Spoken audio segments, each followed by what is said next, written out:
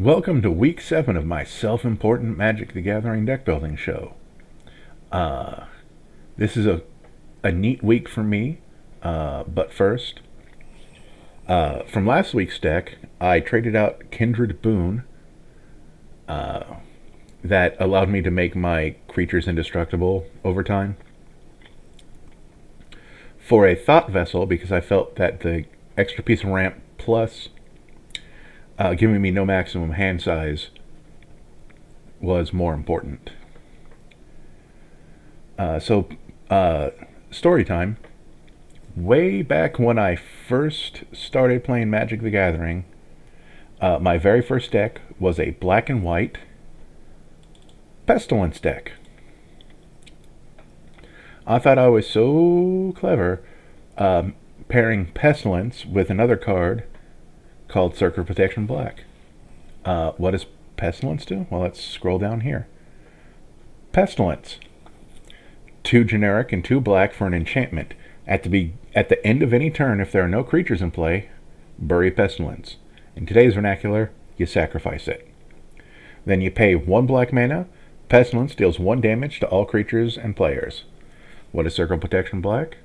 It is an enchantment for 1 and a white, where you pay 1 and the next time a black source of your choice would deal damage to you, you prevent that damage. If that sounds gloriously mana inefficient, you'd be correct. So for 1 black and 1 anything, I could deal 1 damage to all creatures and players except for myself. And boy, yeah, like I said, I thought I was so clever doing that. And then all of my creatures would have protection from black, like the classic White Knight and Order of Leat-Burr from Fallen Empires, because that was out when I started playing. So I'd have like 4 Black Knights, 4 Pestilence, 4 Circle Protection Black, 4 Orders of Leat-Burr, even though they were kind of not good even back then. And then like Drain Life to kind of try to finish off my opponents. I don't remember if that deck was actually any good, but I enjoyed playing it. But let's get to the deck proper. Our commander is Athreos, Shroud-Veiled, which is 4, a white and a black for a 4/7 legendary enchantment creature god. That's a lot of types. It is indestructible, but as long as your devotion, I think I'd explained devotion before, it's the colored pips on permanents you control, is less than 7, Athreos isn't a creature. And that's combined. So you can have 1 black, 6 white, vice versa, any combination thereof. At the beginning of your end step, put a coin counter on another target creature, so not Athreos himself. And it can be anybody's creatures, not just mine. Whenever a creature with a coin counter on it dies or is put into exile, return that card to the battlefield under my control. Not the most important part of the deck, but that's the effect I wanted it in the command zone. Because he's it also helps that he's indestructible, so he can't be killed by Pestilence. If you prefer, you can put Athreos, God of Passage, which is 1, a white and a black for a 5/4 legendary enchantment creature god, indestructible, with the same devotion requirement. But whenever another creature I own, so if someone's getting control of it, it still counts as me owning it, because it was in my deck at the beginning of the game. Return it to my hand unless an opponent pays 3 life. The rest of the creatures in this section don't matter, they just have indestructible, which again is important for the Pestilence effect. We have our land section, which are going to have some hits that you might recognize. Bojuka Bog to take out someone's exile if it's deemed important. Cabal Coffers to get some extra black mana based on swamps I control. Mistveiled Plains to put stuff back at the bottom of my library from my graveyard. Snow-covered swamps, that'll be explained in a minute. Urborg to turn all lands into swamps. And the rest is dual lands, just to make sure I have the correct colors. Then we have our tiny removal suite, mostly because we plan on pestilence to get rid of everything. So everything over here is either for exiling or because I thought it was funny. Like, oh my wa, Mo Shindaru over here. So if something has a lot of toughness and I don't have enough mana, I can just... I don't know if me snapping my fingers actually made it to the recording, but I just pump one into it, and then I can use this to destroy the creature, and then it cantrips. It replaces itself by drawing a card.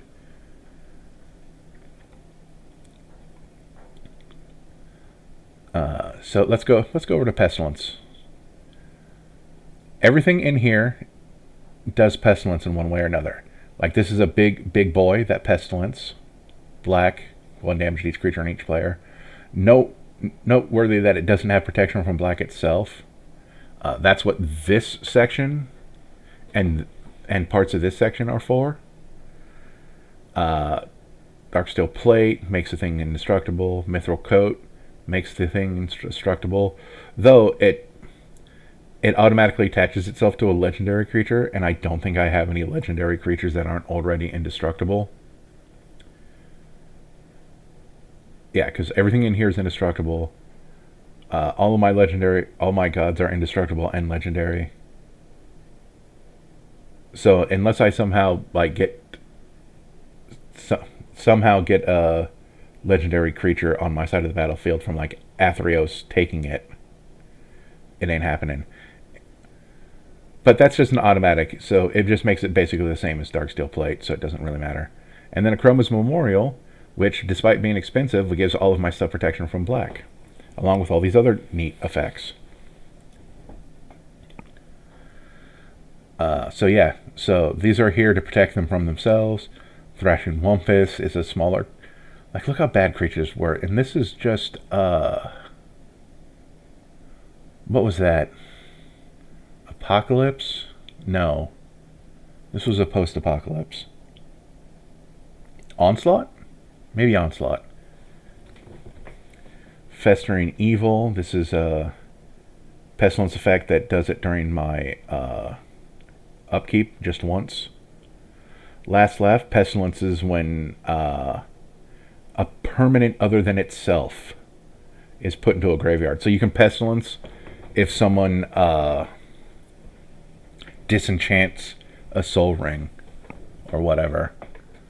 Withering Wisps is a Pestilence, but you can only use... but you're limited to the number of snow-covered swamps you have in play. I don't know if turning my plains into snow-covered... like, into swamps would count if they were snow-covered, but I kind of like having these Theros spin on Death plains, so I'm willing to be inefficient just for style. Plague Spitter is a small creature, but it's only at the upkeep, and then when it dies itself, it'll do one more outgoing bit of Pestilence. Noxious Field turns a land into a 1 Pestilence a turn.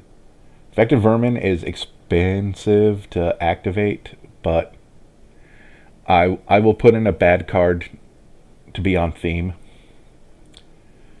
Crypt Rats.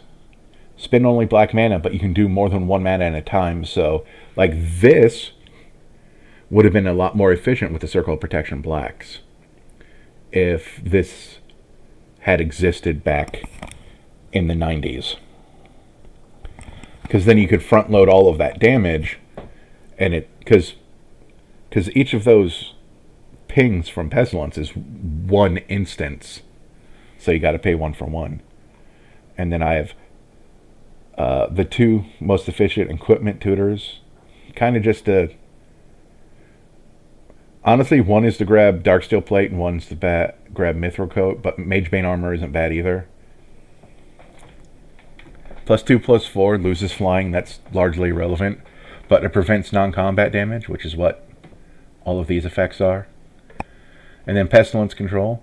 My life total can't change, so I can't ping myself, and also you know, when my opponents attack me, my life total won't change. So this is kind of a very expensive prevent me from losing the game card.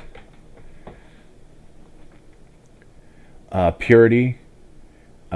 This Uno reverses pestilence damage. Whenever a spell or ability will deal damage to you, prevent that damage and gain life anyway. And then if this goes into the graveyard from anywhere, so battlefield, hand, deck, shuffle it into the library. Blessed Sanctuary prevents all non-combat damage dealt to creatures I control and myself. And then whenever a non-token creature enters the battlefield under my control, create something that's just going to die to pestilence, if we're being honest. The Wanderer protects all of my permanents from non-combat damage, and then maybe I'll exile big creatures. The Wanderer is the only planeswalker in the deck, and the only reason why it's in the deck is because it prevents non-combat damage. Stormwild Caprador only protects itself, but it gets bigger. So, yeah, so that's neat. It's effectively indestructible as far as non-combat damage goes, but, not actually indestructible. Expedition Map's sole purpose is to find either Urborg, Cabal Coffers, or Mistveiled Plains, depending on, in that order. Because there's no other... I guess Bojuka Bug, if somehow I've drawn all three of the others. Because there's, nothing else in here that's worth grabbing. And then Charcoal Diamond, but not Marble Diamond, because, again, only black mana matters in this deck in the long run. Magus of the Coffers is Cabal Coffers, but a creature.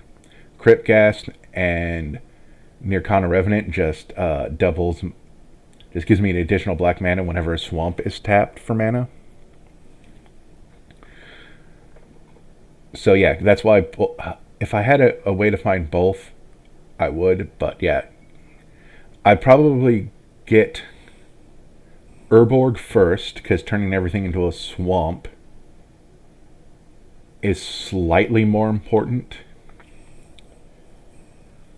Because then my planes would tap for black.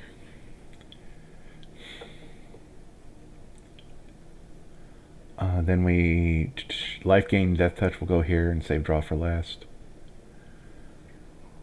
Gives all of my creatures Death Touch. That's important, because then it means my Pestilence creatures only have to activate once to kill everything that doesn't have protection from non-combat damage or protection from black specifically. Palace Siege is over here because I didn't want to put it in its own category. Because you can choose, when it enters the battlefield, you can choose Khans or Dragons, and Dragons gains me 2 life each turn and deals 2 damage to each opponent. But more likely is that I'm going to choose Khans, so at the beginning of my upkeep, return a creature card from my graveyard to my hand.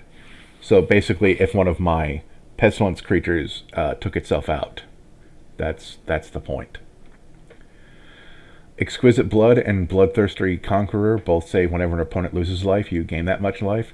And I very specifically did not put the other half of the Infinite Life Drain combo in this deck, because that's not how I wanted to win.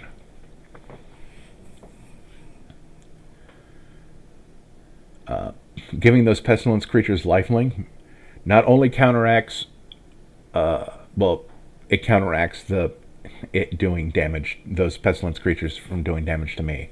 So that's the whole point. And then and then of course Heliod can make my other creatures bigger, so when in doubt I can always attack with stuff.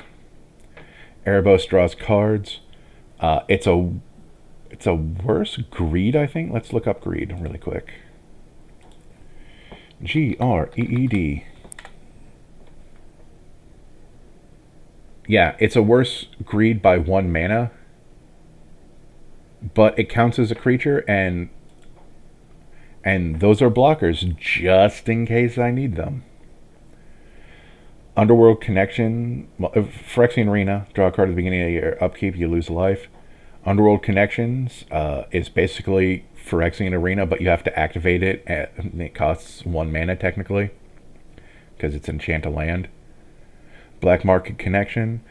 You'll never create the Hire a Mercenary to lose 3 life to create a 3/2 colorless shapeshifter creature with Changeling. But you'll definitely want to draw a card, lose 2 life, and then maybe create treasure tokens, because you can use those to activate Pestilence, I guess.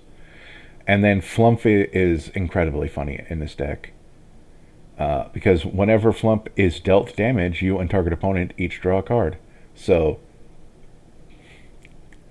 activate Pestilence, me and someone draws a card.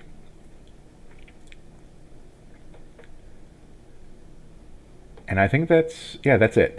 The whole point of the deck is just I have these creatures. I'm going to ping down all of your creatures, and somehow I pull a win out of it. I really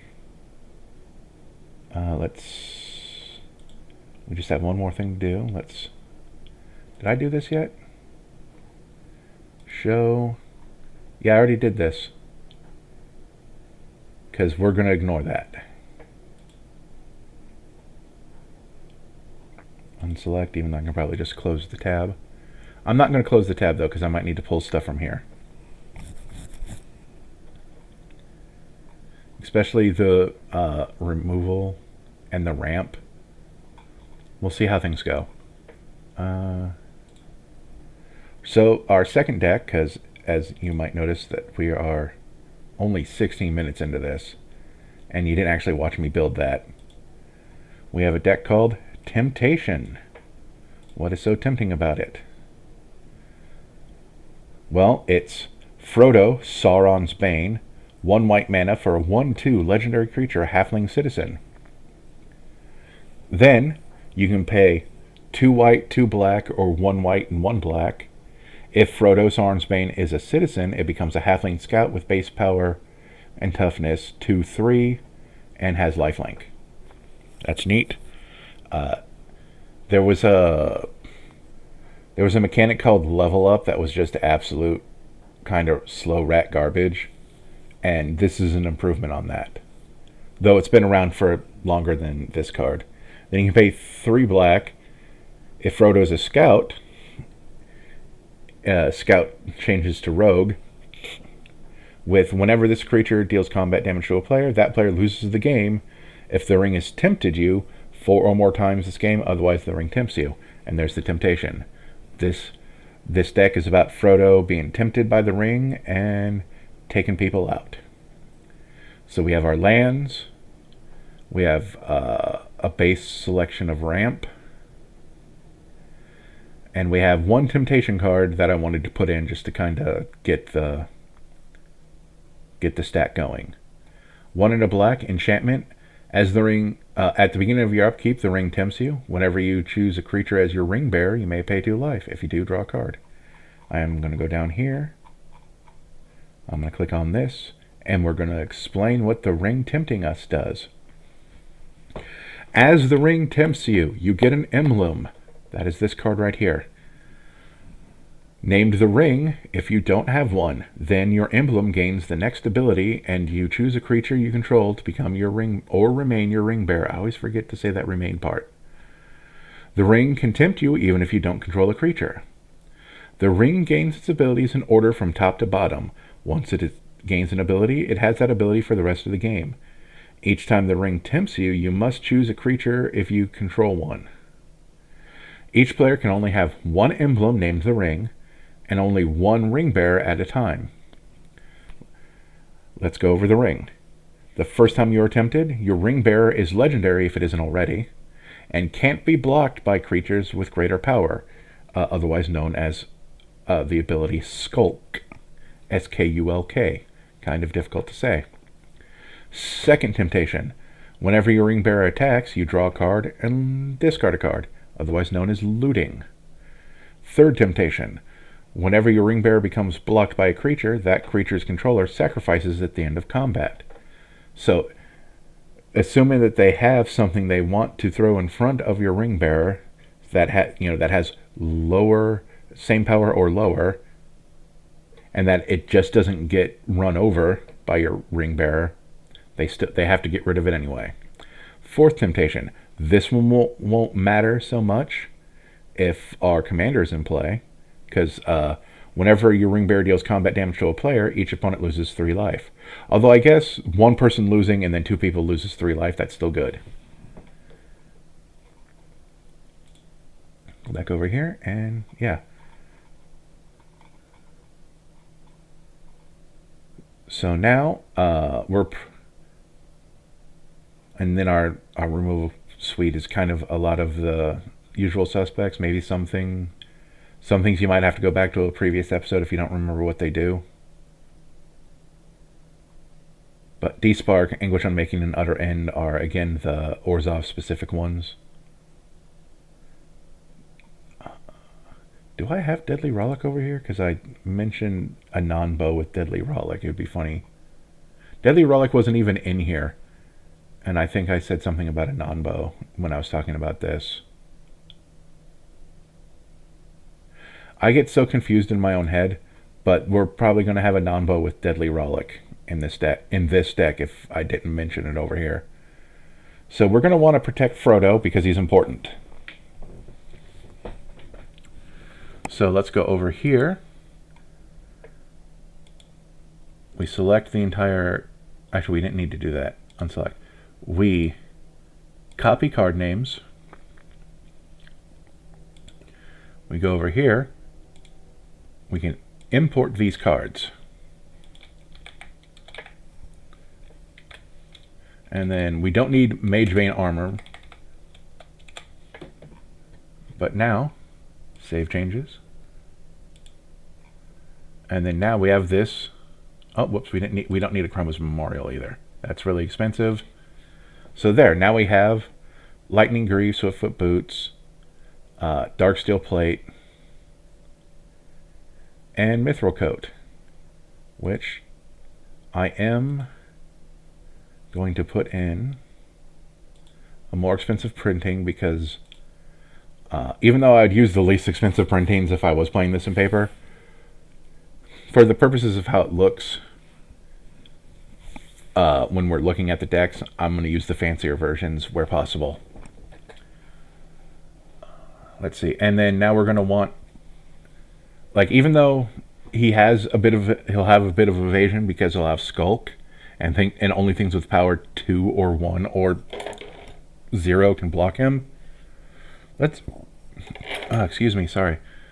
Let's make him even harder to block. So, stupid belching. Whisper Silk Cloak. Equip creature that can be blocked and has Shroud.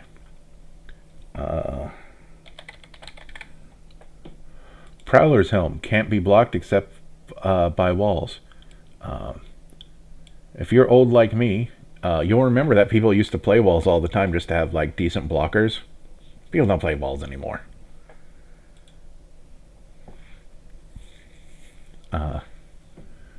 Let's see. And then definitely proxy this next card because it's not worth buying.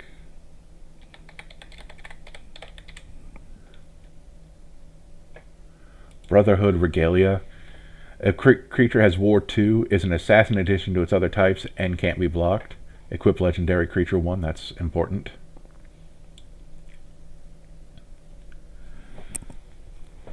So now we have 4 means of protecting our boy, and 3 ways to get him through for damage. We are going to want these 2 cards, but it'll probably just be faster to type. Steel Shaper's Gift and Stoneforge Mystic. Those go down here. So that now we have extra ways to get our boy without bumping up the estimated bracket. We're of course probably going to want more ramp, and actual card draw. Although we kind of, with all the ring tempting, we're going to have card draw sort of in the form of whatever creatures are ring bearer. But let's now go in here, and I've set this up ahead of time. So, Boromir, Warden of the Tower. There's going to be so many Lord of the Rings cards in this deck, and kind of by necessity. All printings. Switch to edition. Whenever opponent casts a spell, if no mana was spent to cast it, counter that spell. My play group personally doesn't play with a whole lot of counter magic, but since this is to go out into the ether to a bunch of people I don't know, I feel the need to at least acknowledge its existence. Sacrifice Boromir, Warden of the Tower. Creatures controlled gain indestructible until end of turn. The ring tempts you. Counters a board wipe. Faramir, Field Commander. This thing doesn't tempt us, but when we are tempted, if we choose someone other than him, we get little 1/1 human soldiers. And then also if a creature died under control during our turn, at our end step we'll draw a card. So let's go here. All printings. Well, we can just do that. Add his new card. So this is a cool thing. It shows that we have the card in our deck, but it's not the version being shown. We already have our Frodo, so this Frodo isn't going in. Also, it's partner with Sam, Loyal Attendant, so that's going to actually be its own deck. Spoilers for several weeks from now. Golem Patient Plotter. When Golem Patient Plotter leaves the battlefield, so if it's exiled or dies, the ring tempts you. So there's a ring tempting. And then we can pay a black, sacrifice a creature, like say maybe a 1/1 human soldier creature token, to return it from our graveyard to our hand. Let's see what kind of printings we have. We're going to add that version. We're not doing Golem's Bite. We're not inheriting the envelope. I mean, I guess it's on theme, but like, even then, we don't like our 3-mana rocks. It's just not where we are. The Ring Wraiths, that's kind of funny. That they're following Frodo so hard that they're in the deck. When Ring Wraiths enter the battlefield, target creature an opponent controls gets -3/-3 until end of turn. If that creature was legendary, its controller loses 3 life. Ooh, the creature doesn't even have to die. You just have to target a legendary creature. When the ring tempts you, you can return this from the graveyard to your hand. So, that's cool.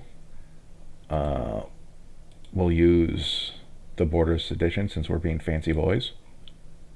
Or is that... no, that's not Borderless, that's Extended? Whatever they call it. Even though one ring to rule them all is really flavorful, we're not using it. I don't want to mill. We're just going to add Nazgul here because you can have 9 cards named Nazgul in your deck. So I'm going to deal with that when I'm out of this. When Stalwarts of... oh boy. Osgiliath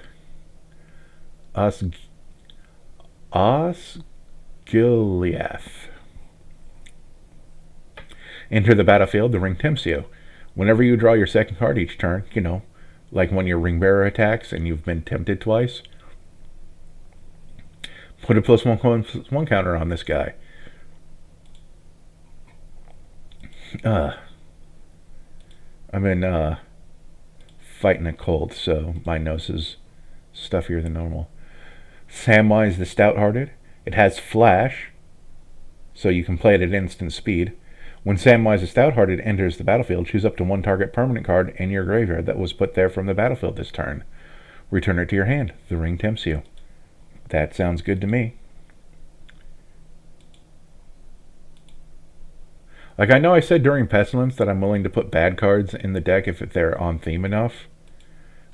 I don't feel like these one-time ring tempt you instant and sorceries are worth it. or a bad mana rock. But anyway, let's see. War of the Last Alliance. That's a tutor. I already have 2 tutors. I don't want more tutors. Uruk-hai Berserker. When Uruk-hai Berserker enters, you are tempted. Certainly. Tuk Reaper. When it dies, you're tempted. Sure, that sounds good to me.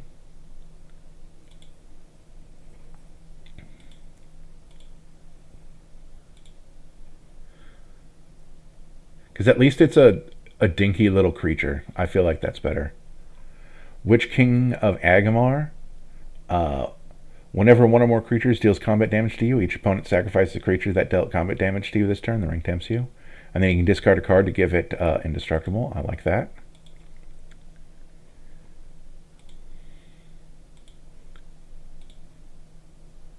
Scroll back to top. Let's see where we are in our deck.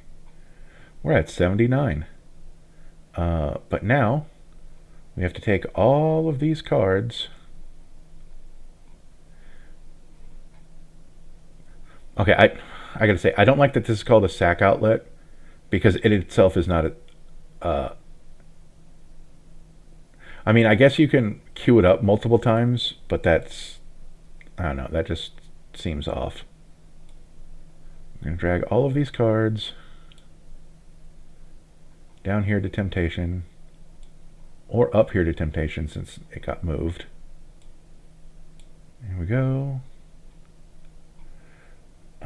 Even though the ones that don't actually tempt themselves, as long as they mention tempt, I'm going to put them in that section because that's just how I'm going to roll.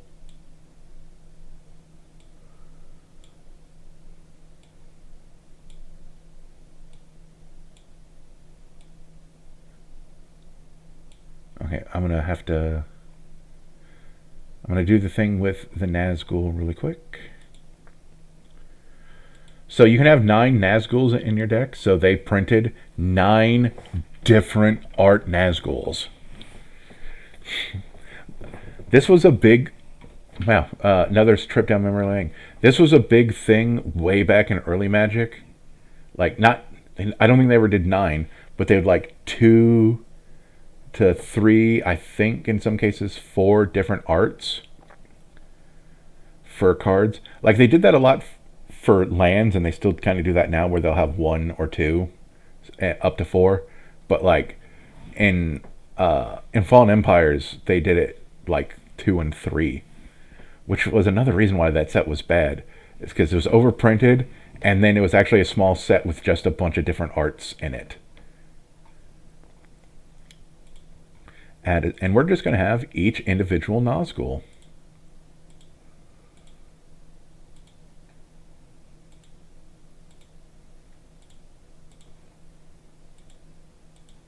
Because why not?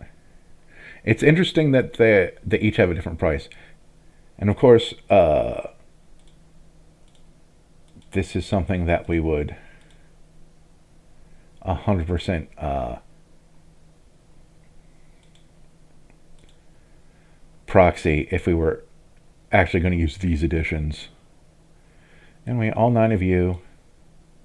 So we have 18 cards that tempt us. I think that's a good number of cards that'll tempt us. And now we are up to 87. We only need 13 more cards in this deck. And we're super good on removal. We don't have mass removal as we would like, I suppose. Some of those things I'm like, I'll make that someone else's problem. And we also should have other forms of card draw.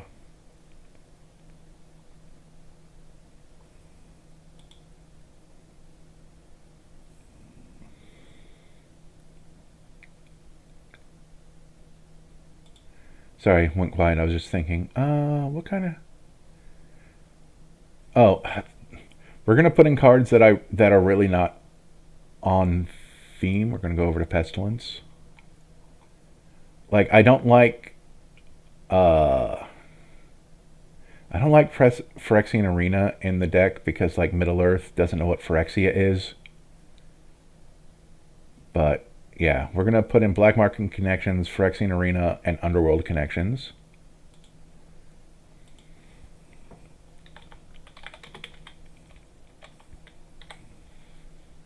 Black Market Connections.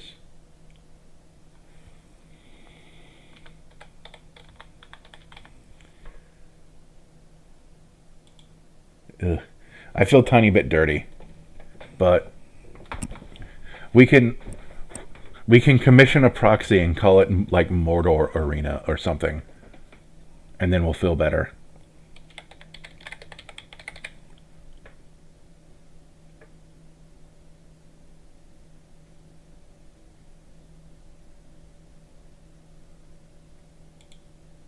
There we go.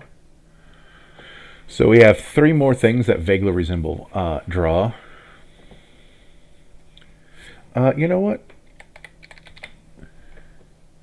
Let's just put in good old greed. It costs 4, so it's not great. But that also means we might actually want forms of life gain in this deck. Oh, he has lifelink, as long as he's alive. Oh, that actually reminds me of 2 more pieces of protection I want.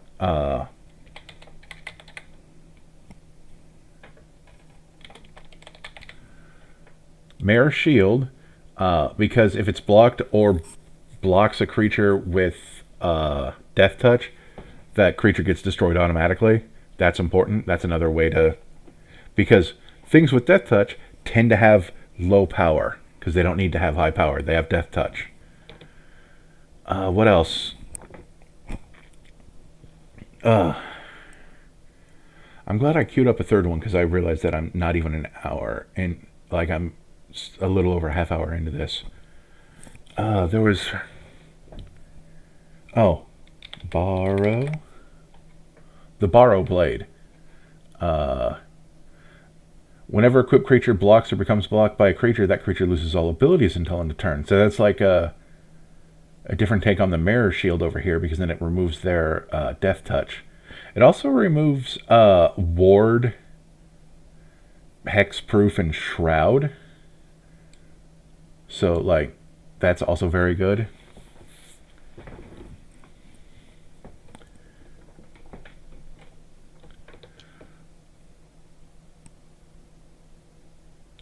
It almost makes me want to put in more tutors, but like the more tutors you get, the higher your estimated bracket is, and I kind of want to keep this at a 2, because then someone can play it and be like, oh no, it's actually a 3, and then I'm like, oh well, if it's actually a 3, then I can trade cards out for like tutors, and you know, to actually make it a little bit more tuned.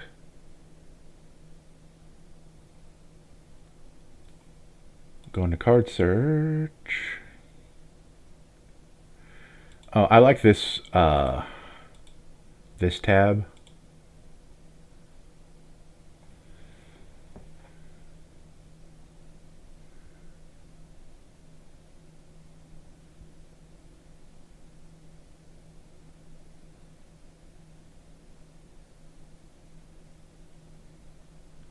Oh, okay. So this can check for infinites. Well, infinites you don't have, and also non-infinites. But like this is an interesting little infinite. This thing of Urborg, whenever a legendary creature you control dies, you create a token that's a copy of it. And remember Boromir, he can sacrifice himself. So he sacrifices himself, giving all your stuff indestructible. And then the ring tempts you. Before that happens, though, this guy makes the token, and then you can make the token legendary, so you can just keep doing that. That's not... this is just a... Since it has equip 0, you can keep equipping this and making it bigger. We're not doing either of those things, but I just wanted to see what kind of stuff they'd have.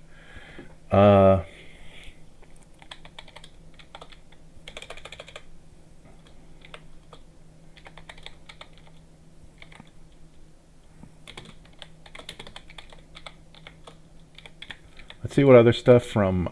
Okay, good. I did spell the name of the commander set for Lord of the Rings. Pistol Prosecutor is funner. You can't win and your opponents can't lose. Flying Trample, 6/6 for 4. It's kind of a garbage card, but it's a kind of a fun garbage card. Oh, hey, look, it's Ancient Tomb, but more expensive. That makes things when it attacks. What does this thing do? Gives us the City's Blessing. Makes all of our creatures bigger. That's neat and all.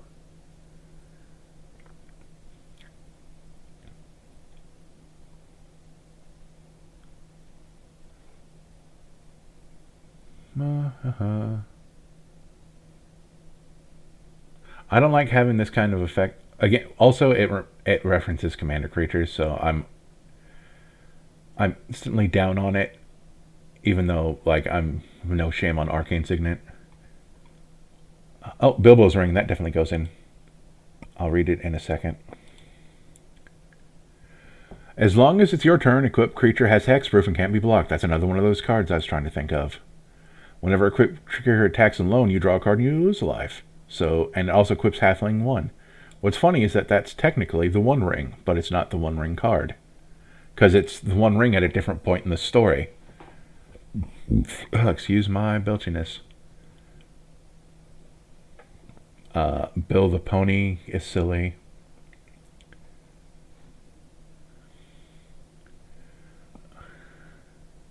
We don't need Cabal Coffers. We don't need Boseiju, who shelters all. Castle Ardenvale? No, we don't need that either. Sirith Ungol Patrol. It's... Oh, that's an interesting piece of card draw. But it's kind of expensive. Sacrifice another creature. You pay 1... It looks like sacrifice another creature, draw a card, and create a food token. That's actually really neat, if I'm being honest.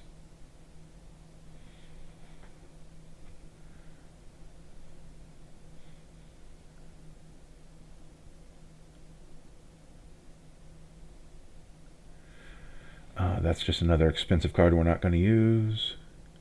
Feel free to pause and read cards if I just dismiss it at a glance. Crown of Gondor, equipped creature gets +1/+1 for each creature control. And then you can become the monarch. Not really interested in that either.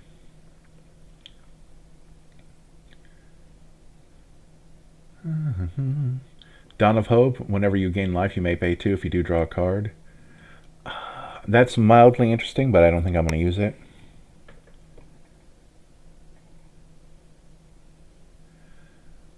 Dundane Blade, equipped creature gets +2/+1. It equips cheap on humans. Diabolic Intent is... I think it's a Game Changer level tutor. Denethor, Ruling Steward. At the beginning of your end step, if a creature died under your control this turn, you create a human soldier. Then you can pay 2 to sacrifice another creature. Each opponent gains a life or loses life and you gain a life. Dunland Crabane. I don't care if I'm mispronouncing some of this stuff wrong. It amasses orcs. Eagles of the North. It's expensive. Easterling Vanguard. Amasses orcs. That's not super interesting. I'm kind of just, since our commander is from Lord of the Rings, I'm just kind of giving Lord of the Rings the benefit of the doubt and like first shot at filling out the rest of the deck. But if I don't find a whole lot here, I will go outside. Easterling Farmer, you get a food token. Okay, that's for a food deck that this isn't. The Eastmark Cavalier. Boy, that like calls back to old Magic, where you're hating on a specific creature type. Deals damage to a goblin or orc, it's destroyed. Eowyn, being combat on your turn. Target creature of your choice gains first strike or vigilance. If it's equipped, it gets both. Equip abilities cost less. I kind of like her because we do have a lot of equipment. I can close this. Okay, admittedly, we only have 9 pieces of equipment. But we have 2 additional ways to search them up. So, and we might end up with more equipment in the deck towards the end. And we are at 95, so we can hold 5 more cards. We might take her out. Actually, we are going to take her out really quick because I'm going to do this. Add that as a new card. We're going to use the good version. So now we're still at 5 because we took her out and put her back in. Errand Rider of Gondor. Oh, it draws a card, but if you don't have a legendary creature, you put a card from your hand at the bottom of your library. Not too enthusiastic by that. Esquire of the King. No. Fell Beast of Mordor. It has Devour. So it gets... You can sacrifice a creature to put 1/1/1/1 counter on it as it enters the battlefield. Yep. Whenever Fell Beast of Mordor enters the battlefield or attacks, each target opponent loses X life and you gain X life, where X is the number of +1/+1 counters on it.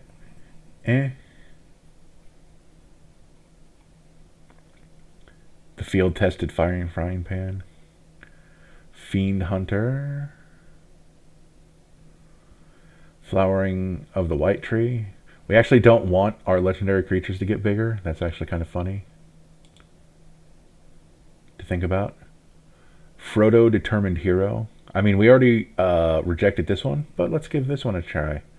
Whenever Frodo, Determined Hero, enters the battlefield or attacks, you may attach target equipment you control with mana value 2 or less to Frodo.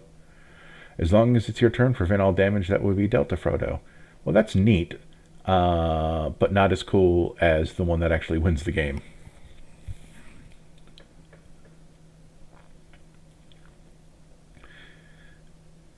Gandalf the White and Gandalf, oh, it's White Rider. I was going to say that was weird. Let's see. Gandalf the White, legendary spells and artifact spells that add flash. Legendary permanents entering the or artifacts entering the or leaving the battlefield double triggers. That's neat. Whenever you cast a spell, creatures in control get +1/+1 until end of turn card run. Oh, and then it goes into your library from the top if it dies. I'm not going to use either Gandalf, to be honest. Golem, Obsessed Stalker. It has Skulk. At the beginning of your end step, each opponent dealt combat damage this game by a creature named Golem Obsessed Stalker loses life equal to the amount of life you gained this turn. You know what? You can go. You can come in. I mean, sure, there's a chance that that number is 0.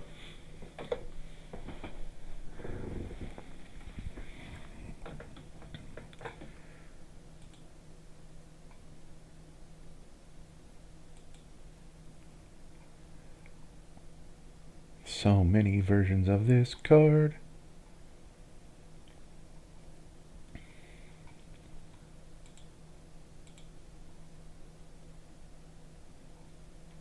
I don't know if that did anything, but that reminds me that I probably should use this version in the deck.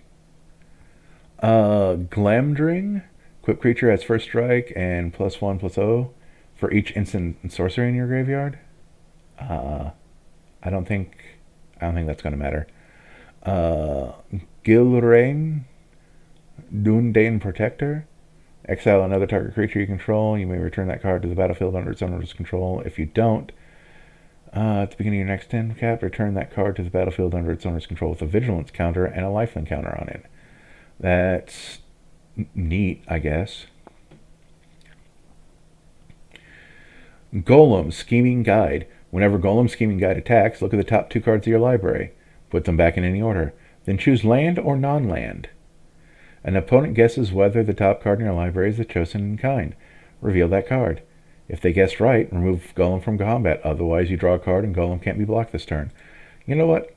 Let's have the play the game, or let's. Do you want to play a game? Add that version. Sure, why not? Gorebag of Minas Morgul. That has to do with goblins and orcs. That's not really important. We might end up having more cards than we need, so we might, for the first time, have to do a cut on video. Gothmog, Morgul Lieutenant, Masses Orcs, creature tokens you control have Death Touch. That's neat. That's a bird I'm not going to play. Grima Worktongue, Grey Host Reinforcements, Exile a Graveyard. That's neat, but we're not going to use it.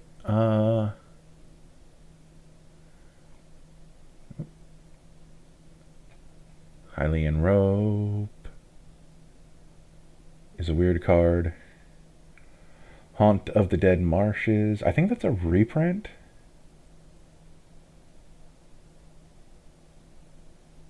It can bring itself back from the graveyard as long as you control a legendary. We're not doing that.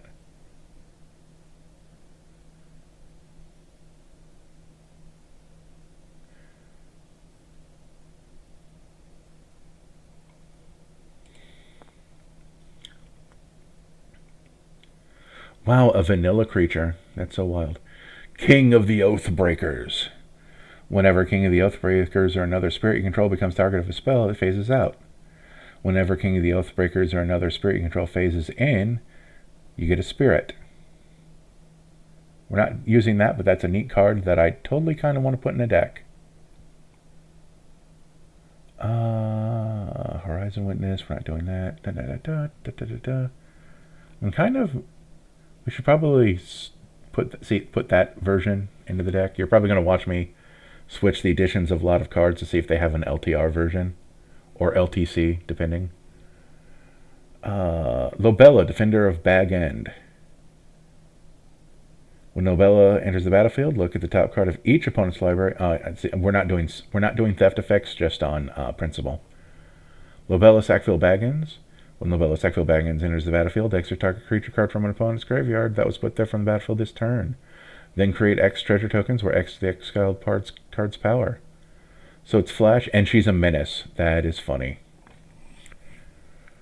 That's interesting. I like the creation of treasure, but I don't think it's going to make it into this deck.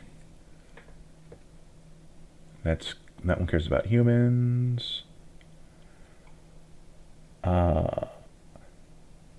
See, I like this one better. Whenever a player casts their second spell each turn, you lose life and create a treasure token.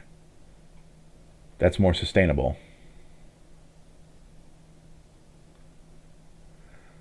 If we had elves, this would be cool. Whenever a equipped creature attacks, it deals damage equal to its power to target creature a defending player controls. When I start, I'm gonna sometime in the future, after I finish this 32 deck challenge, and I'm still doing this series, I'm gonna devote an entire month to elves. So that's 4 elf decks. I'm gonna have to remember to put this card in each of those decks because that's cool. Mirkwood Bats cares about the creation and destruction of tokens, so we're not going to do that. Mindstone is probably a card I should put in the deck, but we're not.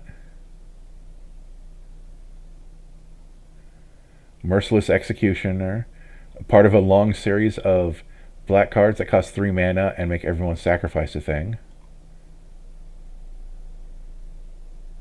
Mare of Galadriel, it's 5, tap, scry 1, then draw a card, and it costs 1 less for each legendary creature you control. That's going to appear in another deck.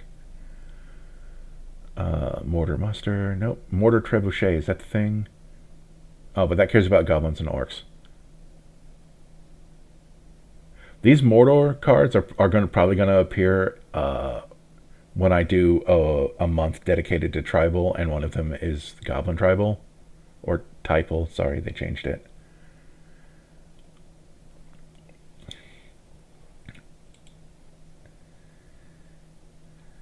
Nimble Hobbit. Nope, that's just an expensive tap effect. The Battle Maze. Menace, Death Touch, Annihilator 1. Oh, just on principle, I'm not using that. Orcish Spore Masters. Whenever it enters the battlefield and whenever an opponent draws a card except for the first one they draw on each of their draw steps, this deals 1 damage to any target, then a mass 1. We're going to put that in because I like it. We're going to use this version.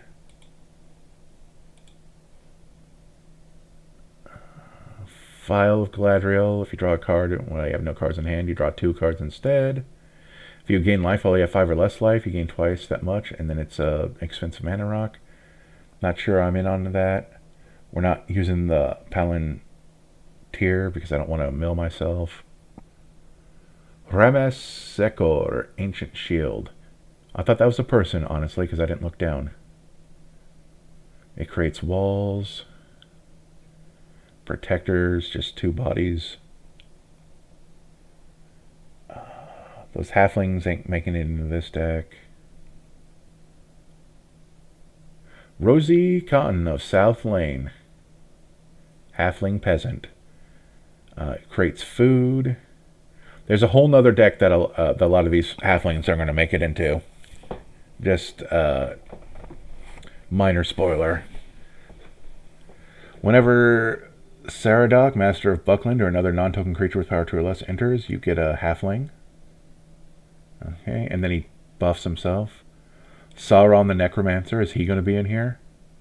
When Sauron the Necromancer attacks, exile target creature card from your graveyard, and then you get a copy of it, except for it's a Wraith. And then sacrifice it unless Sauron's your ring bearer. That's an interesting thing that probably will make it into another deck that is also several weeks into the future.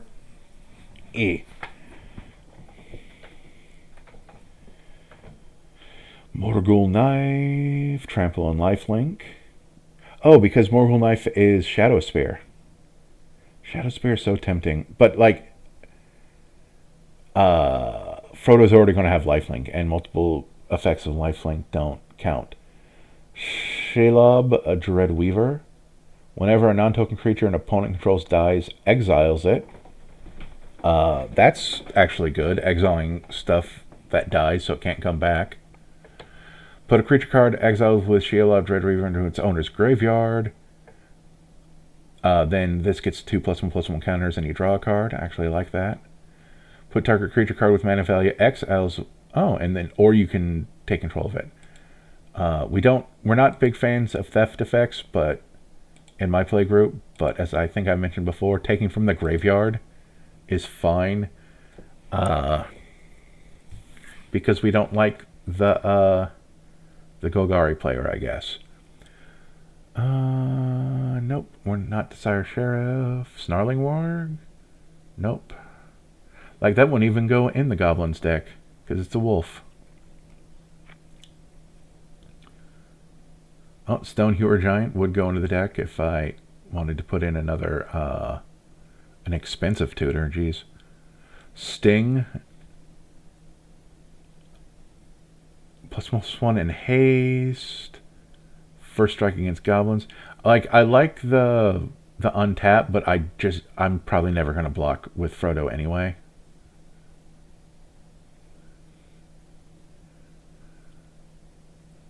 Sometimes I have to stop because they're like a same card I already know, but it's a different version. But actually, I have 20 basics, so maybe the Sword of the Animus wouldn't be bad in this, just for additional ramp.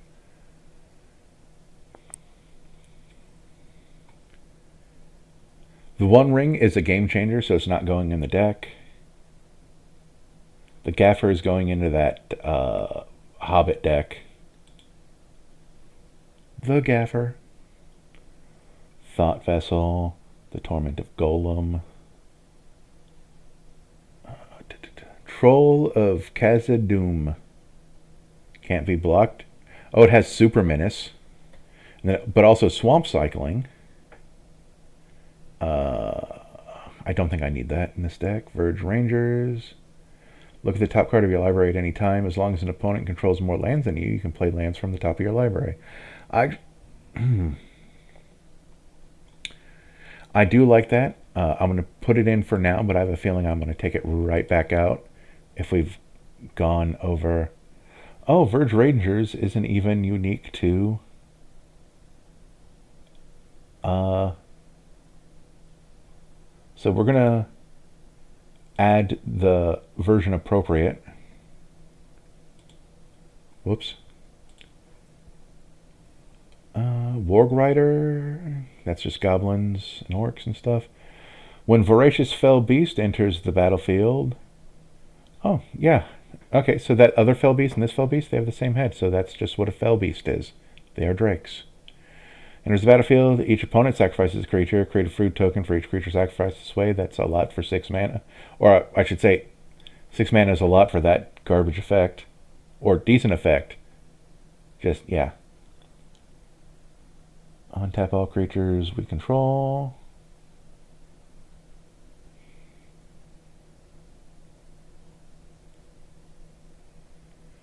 Witch King Bringer of Ruin. Whenever Witch King Bringer of Ruin attacks, defending player sacrifices a creature with the least power among creatures they control. That's neat, but not going in this deck. It'll definitely appear in a different deck, though. Okay, scroll to top just in case we need to search for something else. Scroll up. Oh, hey, 1 card over. Okay, so let's...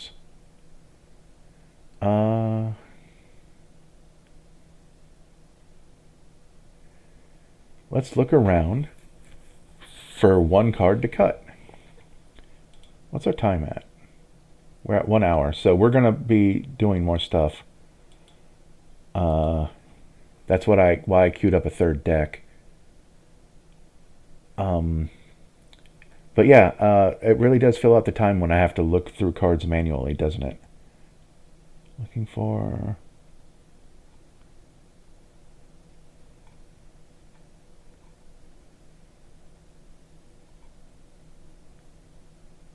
Oh, okay, that was a mistake I made. I'm like, why is that in lands?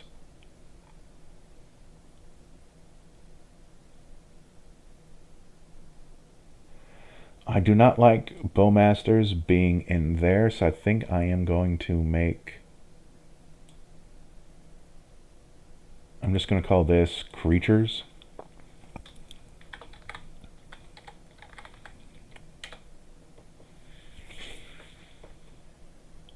Did you not have any special printings, or was I lazy on you? I was lazy on you. That's my fault. And then...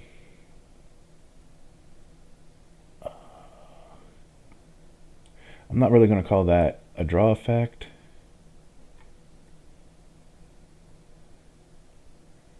That is a draw effect, but now that I'm kind of doing it, I just want to fill out this creature section.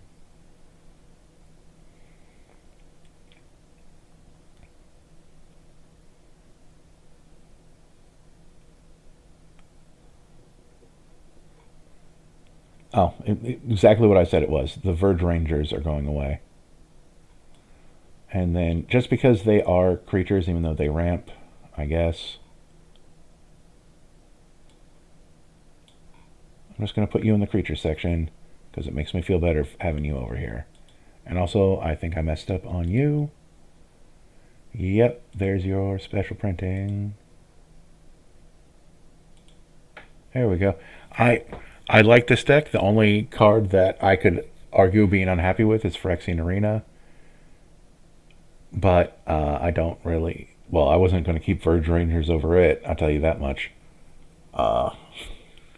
Anything else end up in there that I don't like? Like, I probably... like, redo my removal section. I like that I have... I guess 19 things in the tempt, even though not everything in here tempts me, but they all care about me being tempted. I think this is a functional deck. Oh, what's my mana curve? I didn't check that on the other one. Yeah, this is... doesn't have any whole lot of big stuff to close out the game. This is just trying to do stuff steadily, I guess. And of course, it's $1,000 deck. because I put the most expensive versions of certain cards as I could. Uh, proxy stuff, folks, or don't, or just, or unless you're wealthy, don't buy the expensive versions of things. If you like, Orcish Bowmasters is probably, if I do this and we look at all the printings, the cheapest printing is still $50 because it's a popular card. Like, I'd cut this from the deck if you were to build it yourself for just something else, but I like it in this deck.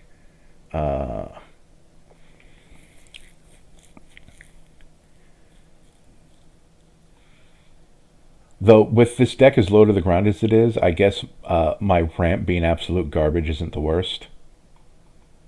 But that's that deck. I'm going to close this tab because I'm still probably going to want this tab for the land and to remind me that of the 3 draw spells and this protection.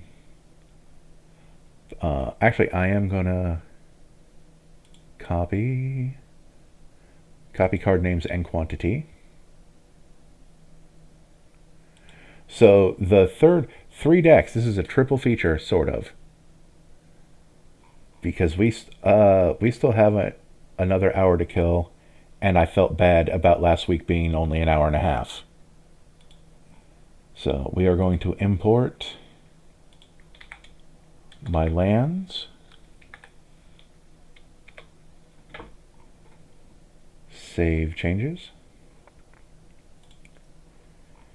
And then you're going to watch me manually. Well, okay, so we are going to get rid of these snow-covered ones because I forgot that they were snow-covered. But we are going to change these planes. We're going to go by... No, that actually takes too long. Like, I don't know... Actually, no, we are going to go by price. And we're going to just eat time.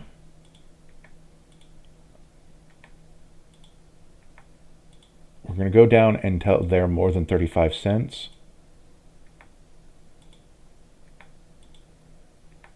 Because I want to pick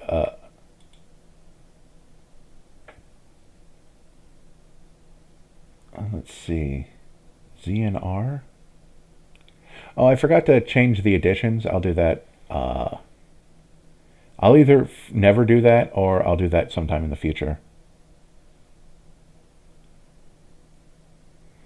I'm not a big fan of the Zendikar lands, if I'm being honest.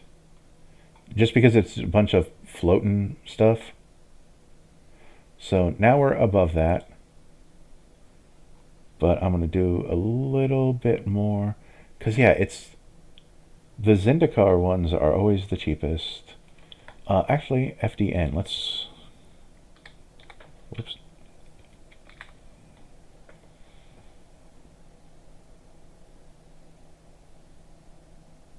Those are fancy. Add as new card. Switch to edition. 5. 5. Close. I don't know how that happened, but sure, why not? There we go.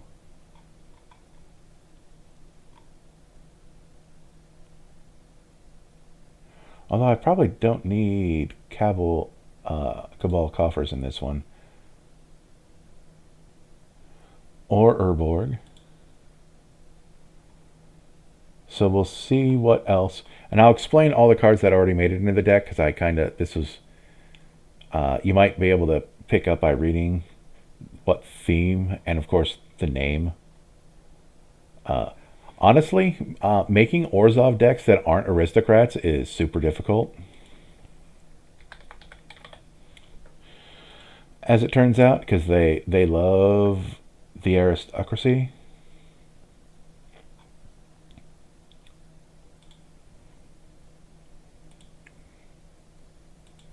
Especially that one terrible, whoops, FDN. Oh yeah, the Liliana ones. Of course, they're almost $3 each, because it's that one's definitely probably because of demand.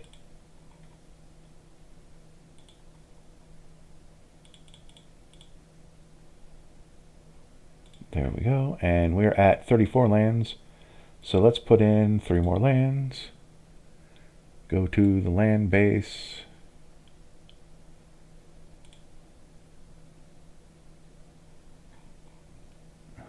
Still not using the Caves of Koilos.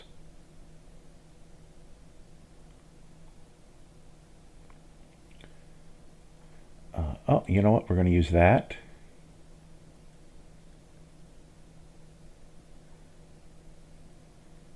And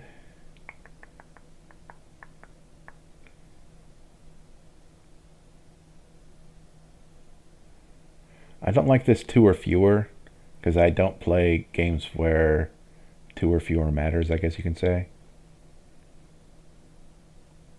Like, that's definitely for high power.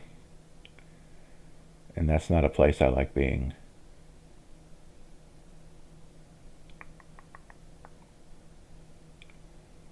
Load more, because I have a feeling there's something I'm forgetting.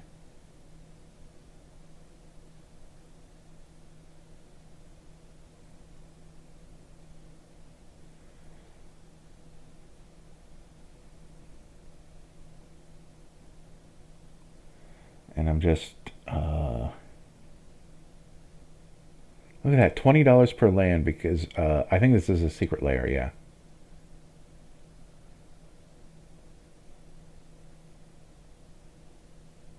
Oh, that's an interesting card that I'm going to want to remember. If I ever do a... Like, I know I said I don't want to do typals for this, but one, I've been doing typals a lot anyway, in spite of myself.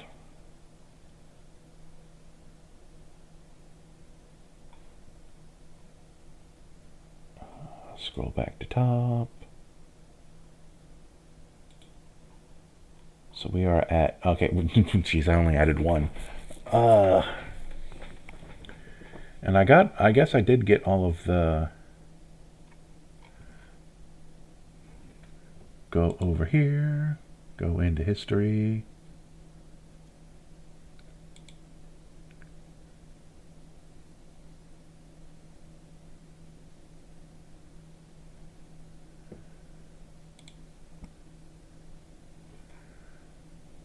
And try to figure out what the heck I put in here.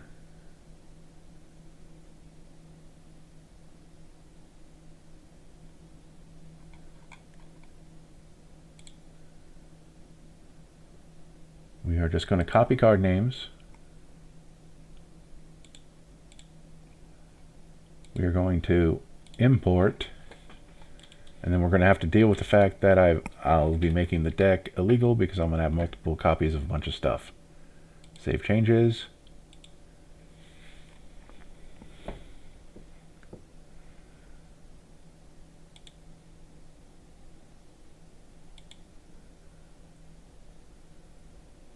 You get to watch me be annoyed.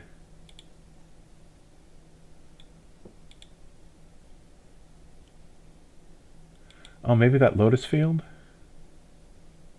No? Oh yeah, because there was only one. Oh,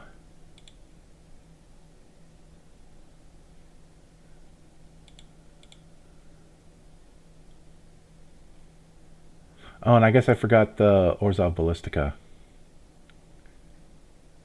Well, at least I figured it out. Now I just have to...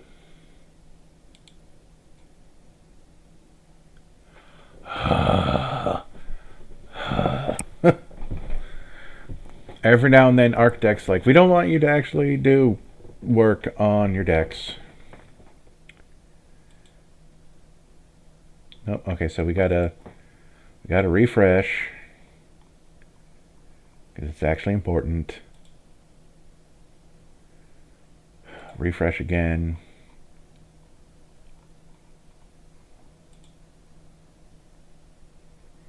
See, if we click over here, select as refreshing. Eventually, it just takes a second, and sometimes it's like, oh, you want to edit your deck? And I'm like, yes, I want to edit my deck. There we go.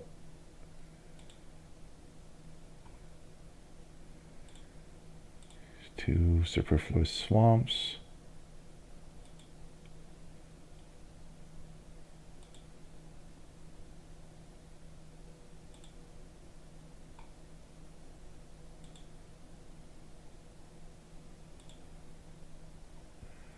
There, we're now comfortably at, you know what, I am going to close Pestilence because I think I'm fine here. Okay, so you also might notice I don't have a commander because I have no idea who I want to be in charge of this deck. But the theme of this deck is that these are Orzhov Legends, so it's Legends Tribal. I could put Yoshimaru in the command zone with like Tevish Zat or one of the other mono black partner legends, but I think I'm going to avoid that because I already have the Goodest Boy gang created.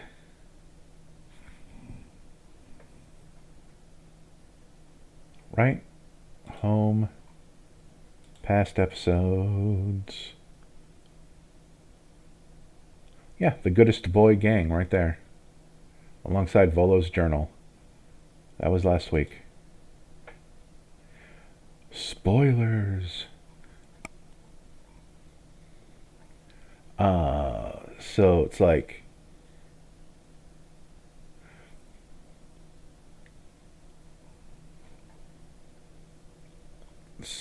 wow. Let's actually go through everything. This is gonna take a hot minute, isn't it? Flowering of the White Tree. Legendary creatures have Ward 1 and +2/+1. Non-legendary creatures get +1/+1. Konda's Banner. Konda's Banner can be attached only to a legendary creature. Creatures that share a color with a crypt creature get +1/+1. Creatures that share a type get +1/+1. I don't know how long this is going to stick in the deck, but I think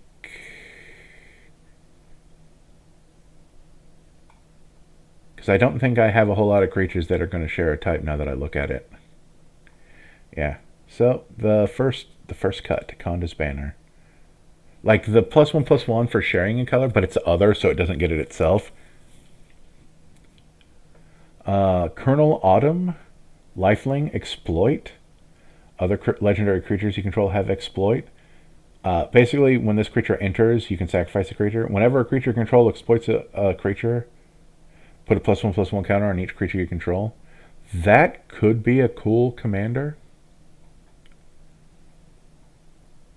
Arvad the Cursed, Death Touch and Lifelink. Other legendary creatures get +2/+2.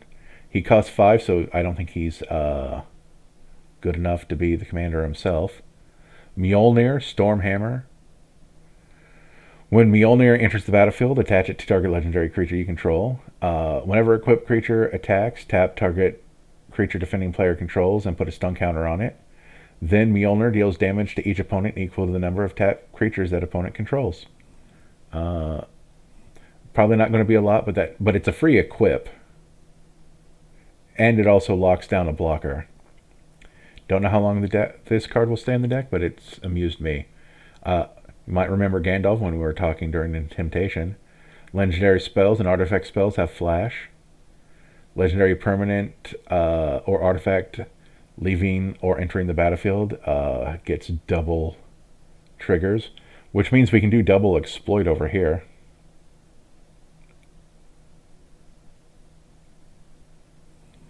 Yoshimaru gets bigger as other legendary permanents enter the battlefield under your control, which means you get 2 because of Gandalf, so that's cool. Mare of Galadriel.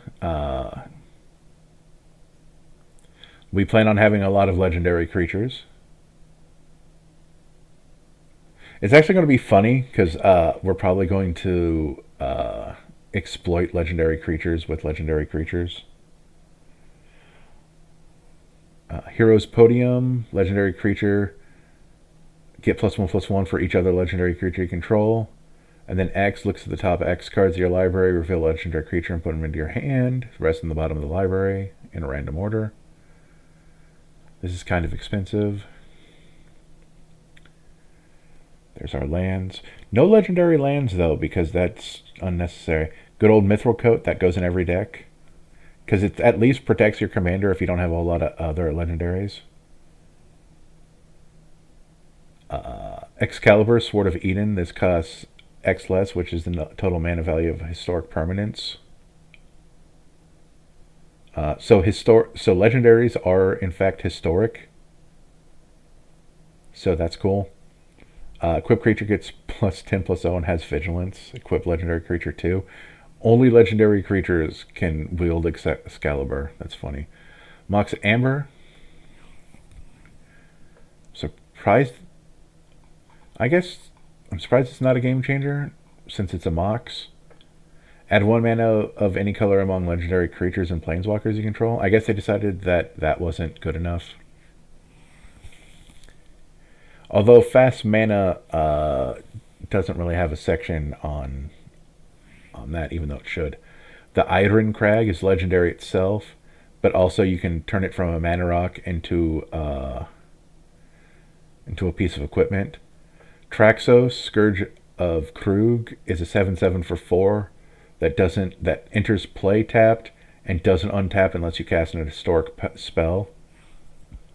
And of course, once again, that's artifacts and legendaries and sagas, but sagas ain't appearing in this deck. I mean, it's just, there's a spoiler for you.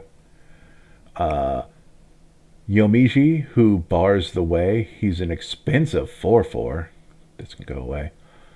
Whenever a legendary permanent other than Yomiji, who bars the way, is put into a graveyard from play, return it to its owner's hand. So it's just a way to... You know what? I think I'm going to make you the commander because that amuses me. Yes. I didn't really have an idea for this deck other than legendary stuff. But now I do.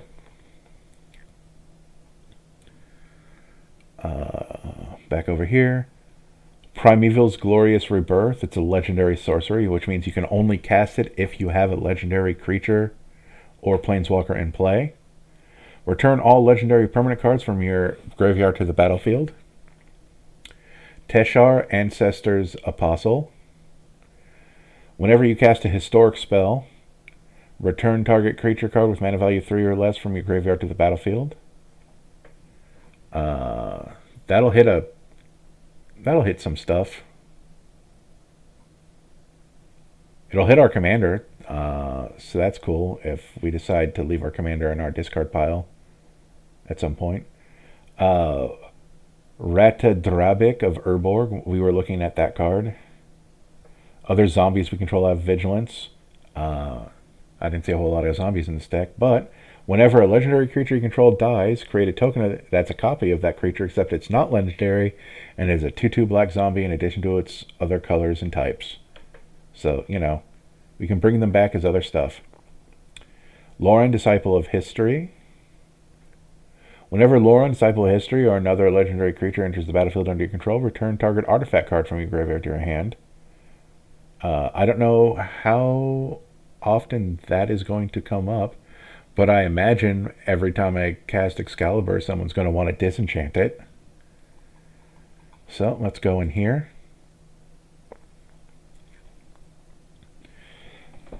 So T legendary.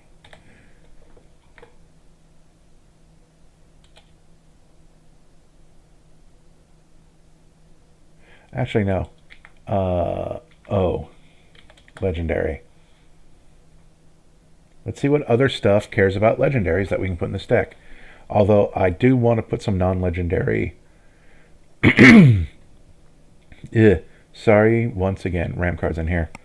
Good old legendary Soul Ring.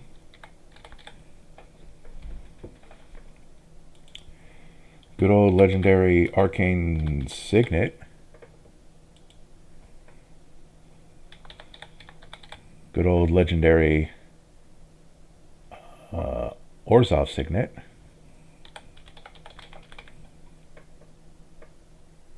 And then the Talisman of Hierarchy.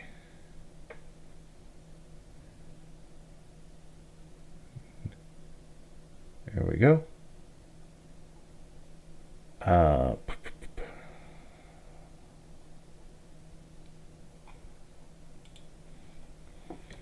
Acclaimed Contender. Okay, it's here because it can get legendary artifacts, but I don't think we're going to have enough. Ace's Baseball Bat. A crypt creature gets +3/+0 as long as a crypt creature is attacking. It has first strike and must be blocked by a Dalek if able. It also has equipped legendary creature 1. I'm not sure I want this in the deck, but it's definitely something I'll come back to if I run out of stuff. Andrew, Flame of the West. Whenever, like, obviously anything that's legendary I already looked at and kind of dismissed, but now I am just going to point them out where I see them. Whenever equipped creature attacks, create 2/1 or take 2 tapped 1/1 white spirits with flying. If the creature is legendary, they're attacking. Not. Although, you know what? Actually, now that that guy's my commander, I like this because it creates 2 things that I can sacrifice to exploit. Barad-dûr is actually kind of looking better because I can amass orcs, but that's expensive. Avacyn's Memory is an expensive way to give all of my legendary permanents indestructible. It is something to think about. Benelish Honor Guard gets +1/+0 for each legendary creature you control. Bessie's the Dockster's Roadster. When it attacks, another legendary creature can't be blocked. Not impressed. Blackblade Reforged. It's +1/+1 for each land you control. So minimum of +3/+3 because you're gonna have. Although then again, we do have rocks and stuff, but still, I'll think about it. This and Ace's Baseball Bat are things that.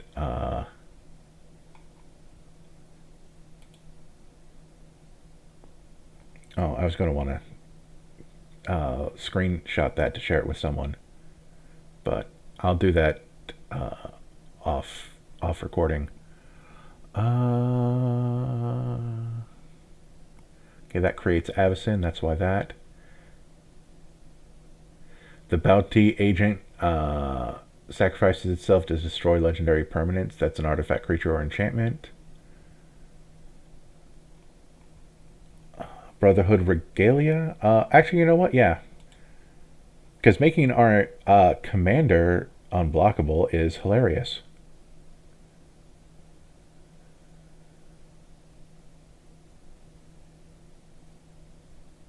Okay, that becomes a thing.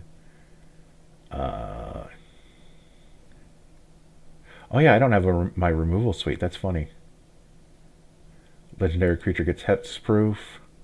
We're probably going to have to deal with that in a minute. But we'll deal with that after I'm done looking at these. This is practically a Bractic 1, but we'll see how that goes.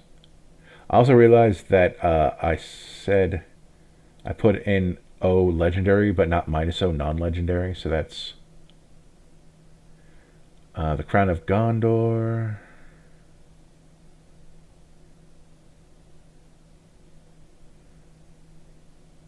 Once again, that's like on the short list of additional stuff I'm going to put in.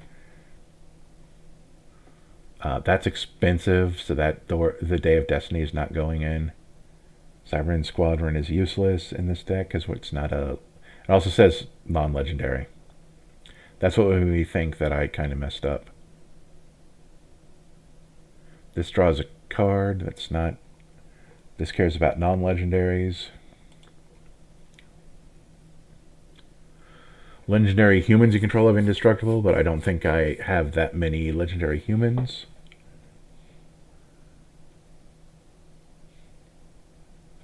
Esquire the King, not too interesting.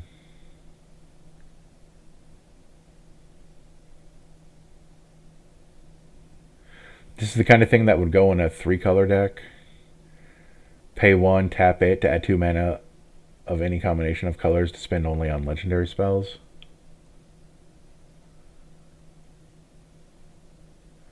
This thing can come back from the dead as long as I have a legendary in play. Helm of the Host makes non-legendary copies of my legendary creatures. I do like the idea of making more tokens, but I don't think that's what I'm going to do. Hero's Blade can automatically equip itself to legendary creatures. This is another ace baseball bat situation.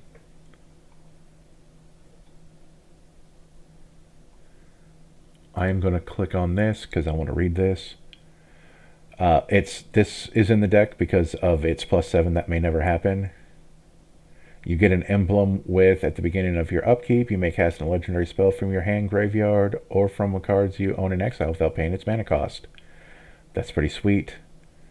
Its +1 is Ghost Form counter on target non-token creature. It gains when this creature dies or is put into exile. Return it to your hand and you get a 1/1 spirit. That's cool. And then, of course, -3, exile a non-land permanent. That's always nice to have in your back pocket, even though this is really expensive to do that.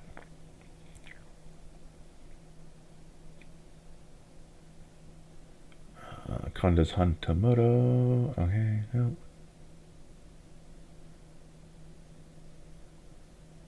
Mech Titan Core is funny, but this deck ain't going to use it.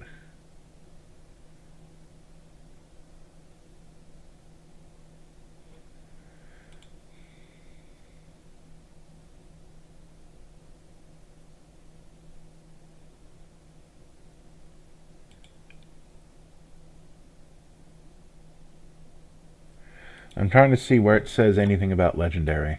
Oh, return non-legendary creature. Okay, so, yep, because she couldn't heal her brother. Mirror Box. Yeah, we're not doing any of that funny stuff in this one.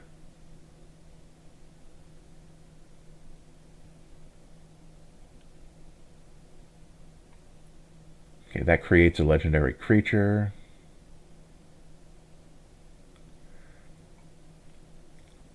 Untap a legendary creature you control. That's interesting. Oh, turns all of my legendary creatures into mana rocks.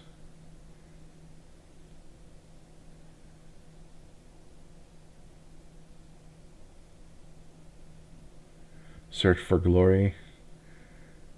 Grab a specific legendary, but we're not going to do that.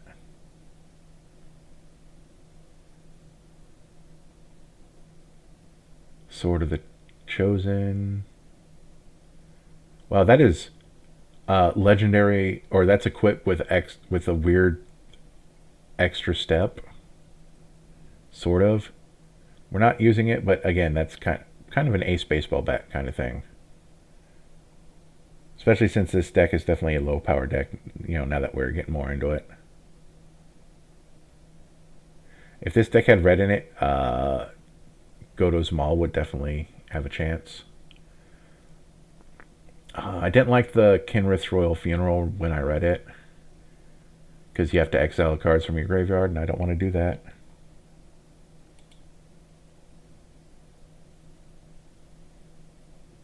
Tyrite Sanctum is interesting. Tiny Bones joins up. I don't want to mill people. Copy an activated or triggered ability from another legendary source that's not my commander. We'll give that a shot. I apparently said no earlier, but we're definitely giving that a shot. There's Ruinous Blast. Exile non-land permanents that aren't legendary.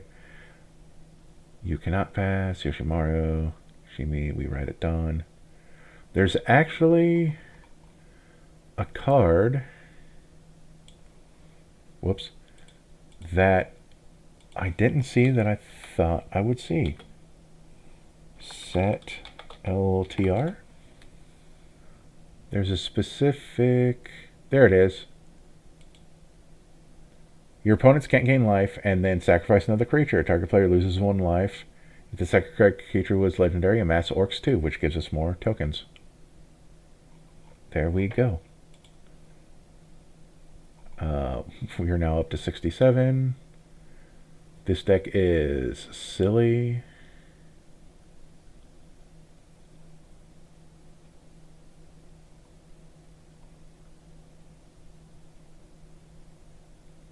But yeah, let's put in the rest of our... Or actually put in a removal suite, because I just... Oh, there we go. K is being counted as removal. That's fair, because the -3 is probably the most oft-used thing of hers.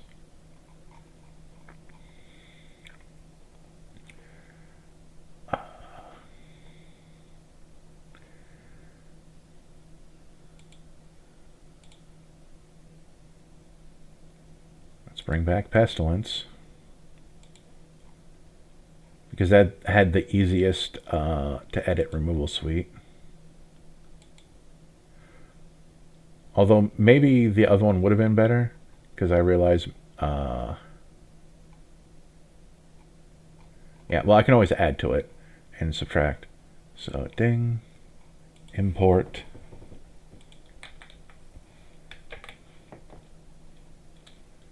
We do not need Omawamo Shindaru or Mirrodin Avenged.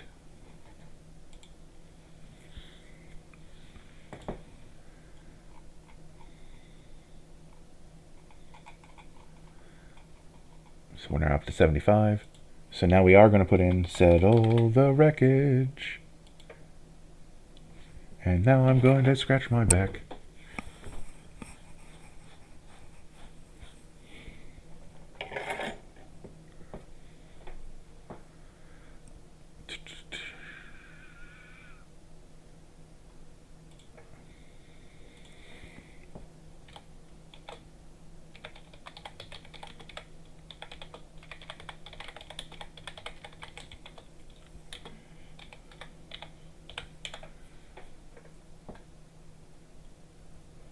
Okay, now we're going to add Bovine Intervention.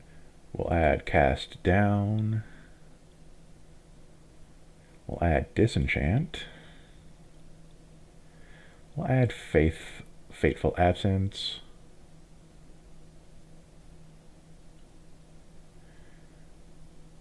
Target creature, enchantment, or planeswalker. Geez, get lost. I forgot that existed.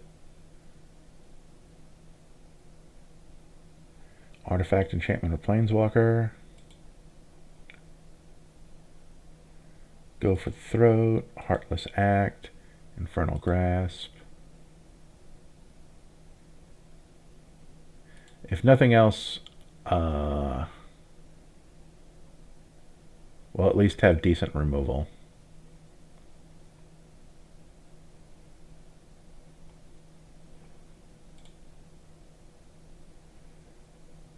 There was something else that's not going to appear here. Oh, we're just going to close. Then we're going to go down here. We're going to find my removal. Not in here, and I can just type it in. EALEF. Baleful Mastery. We're now at 86. And our removal suite is now at 21, because why not? Though 20 is more accurate. I could, like, there's some things in here I probably could get rid of, but let's see. You know what? Let's edit this category for single tar. Actually, you know what? I want them next to each other, so targets, single. Save category. Then we do this. We do an auto.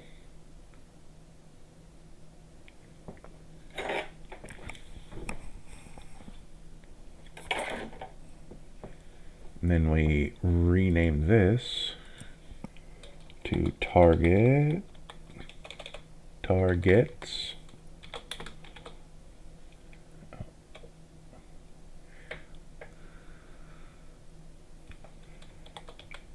It's many. Save.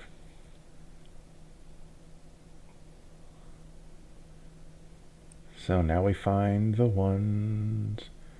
So it's honestly it's basically 2, isn't it?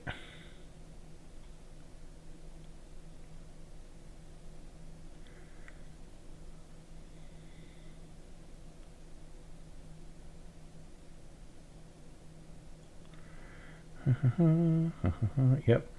So we have 19 pieces of single target removal. That is and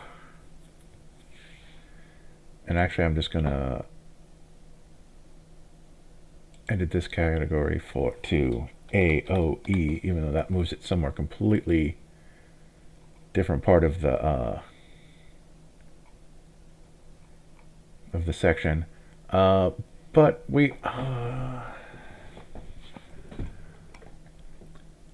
so let's drop. Well, no, that removes up to 3 counters from target creatures, so that might. Oh, but that's from creatures. Yeah. We'll remove that. We'll remove cast down, because maybe we're facing a mirror match. Bovine does artifact or creature. Despark does mana value 4 or greater. And it's also permanent. I like how it doesn't have to say non-land, because it's like your lands aren't going to have a mana value. Go for the Throat is non-artifact creature.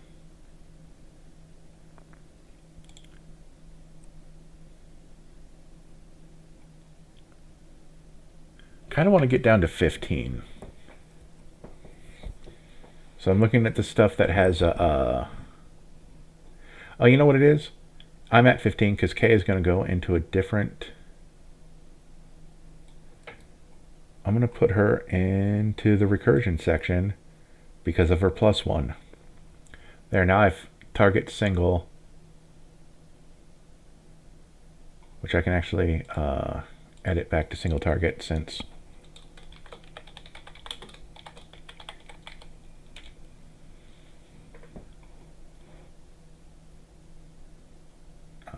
Since I'm not doing that other thing. I like how it says sack outlet, even though, again, it's not really an outlet because you can only do it once.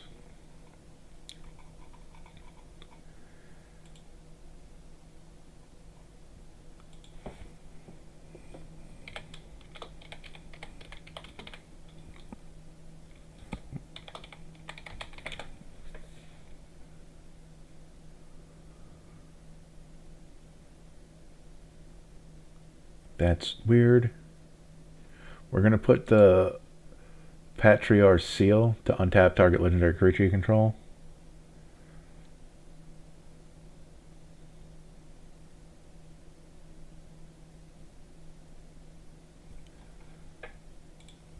That way, because I have at least one creature with, or one legendary creature with a tap ability that I'd like to untap. But then I can also untap this. And also anything I've tapped using Relic of Legends. What are we sitting on? We're on 84. Let's go to types. Okay, so we're now we're going to search for regular legendary stuff that might be cool to go into this deck. And they need to be creatures because that is what I have the least amount of. Although my draw is absolute rat garbage. But I do want 10 creatures to at least get up to 20, you know?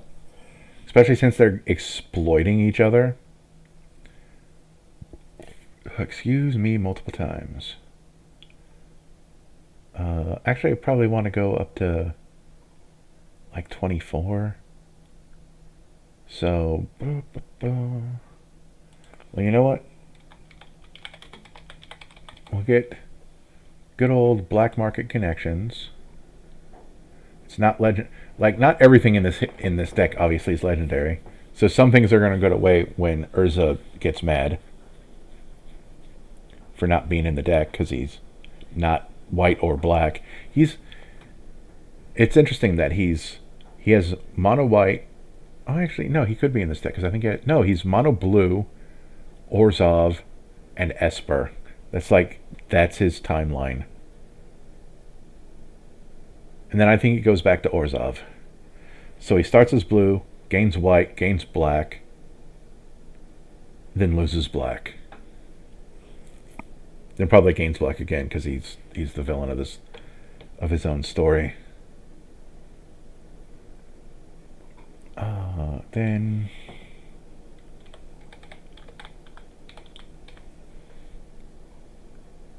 Phyrexian Arena. I remember people used to be down on that because it was a do-nothing enchantment that you had to untap with, but it's like, we're trying to draw cards, man. And then we're just going to put in Greed. Greed is good. It's a 4-mana enchantment, and we're going to want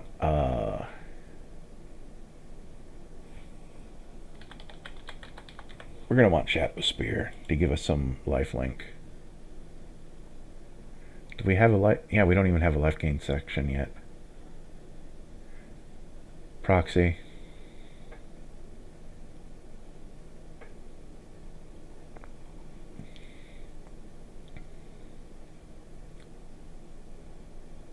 Okay, so, boy. So we only have 10 creatures, so now that we're at this part, I want to get up to 22 creatures, even though, like, my life gain is absolute garbage.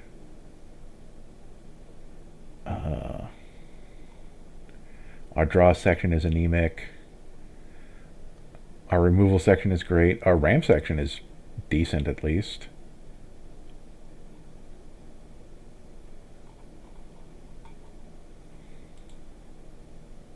We could go to EDH Rec, but we're not going to. I'm going to try to do this on my own. So, T, Legend, T, Creature, Order, CMC. We got like 13 minutes left before a half hour. Or before 2 hours.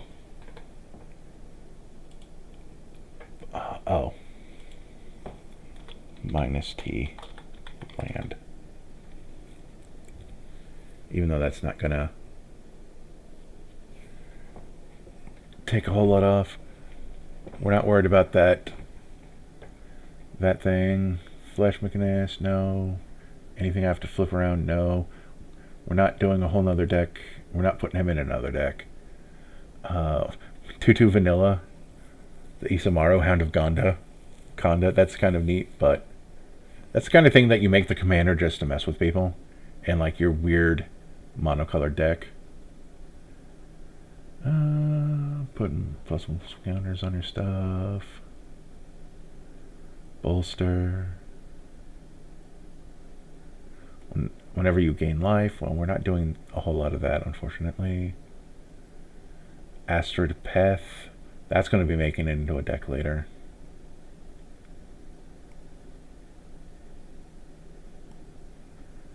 Ali, Eternal Pilgrim.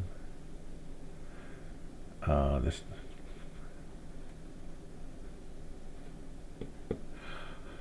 I like her. Brigione,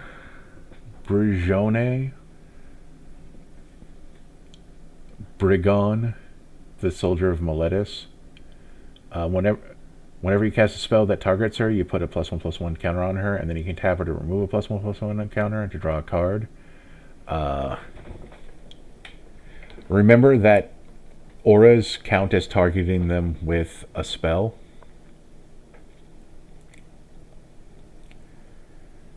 Whenever another creature enters the battlefield under your control, you gain a life. Whenever another creature a creature you control dies, each opponent loses a life.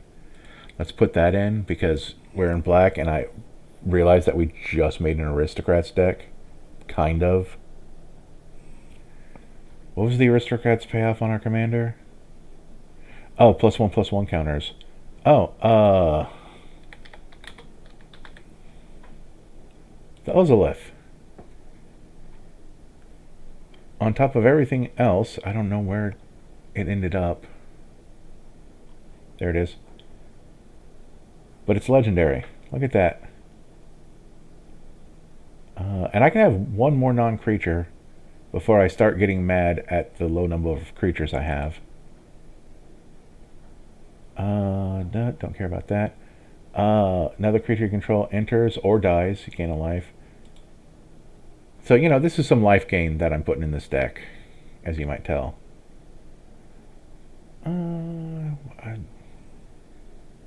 Well, I'm not Swiftfoot booting Lightning Greaves or anything like that in this deck, I don't think. Did I? Yeah, I left those out. Where's my protection section? Yeah, Champion's Helm and Mithril Coat. Really limiting the number of non-legendary permanents that are in the deck. How many non-legendary permanents are in the deck? All of those are legendary. Everything there is legendary. The only non-legendary permanents are actually these three, and I'm actually tempted to remove them just so that everything's legendary. But actually, you know what? Yeah, I just had an idea. Everything that isn't a land is legendary. That those aren't lands, so they're allowed to not be legendary. Otherwise, my removal section would be absolute bigger garbage than normal.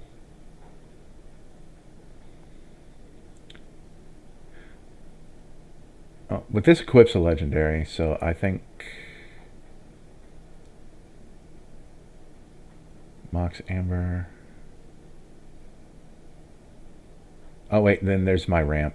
You know what? No, I'm not gonna bring those 3 cards back, but I am gonna bring in.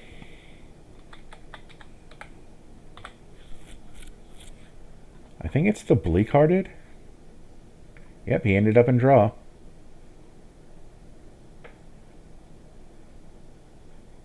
Actually, no, I'm gonna undo that again. Greed.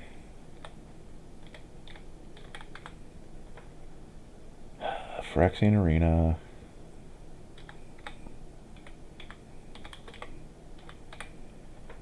And Black Market Connections. Changing this to types because I want to get that. I want to make sure this gets to 20. Okay. You just saw me wish a wash. All of these golems, they're not going in. Oh, he creates one creature, one token a turn. That's good.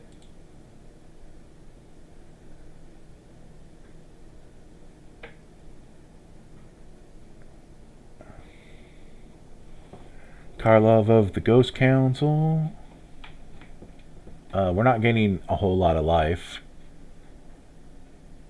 but if I was still worried about the amount of time I was taking on this video, he would have been another deck I built, I think.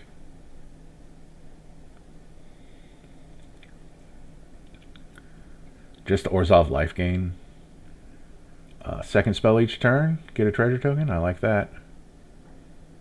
Killian Duelist, he's cool. I don't think.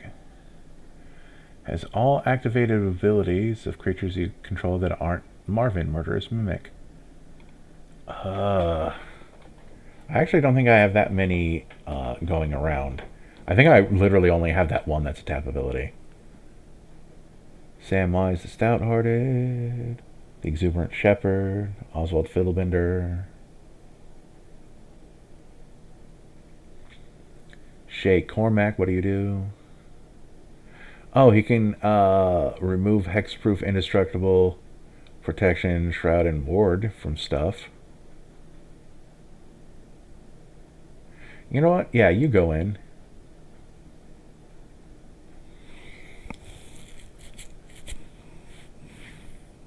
It's like, oh, you're protecting that? No, it's not protected anymore. Good.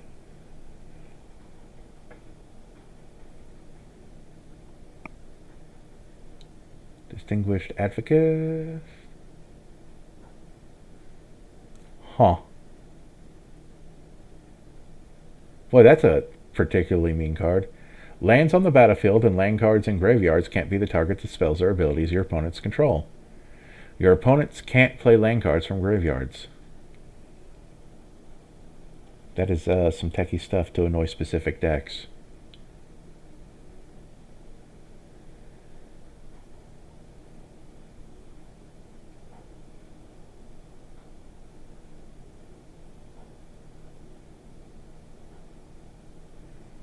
Glory's Past. You need to get max speed for that. That's an Aether Drift thing. We're not going to worry about it for now.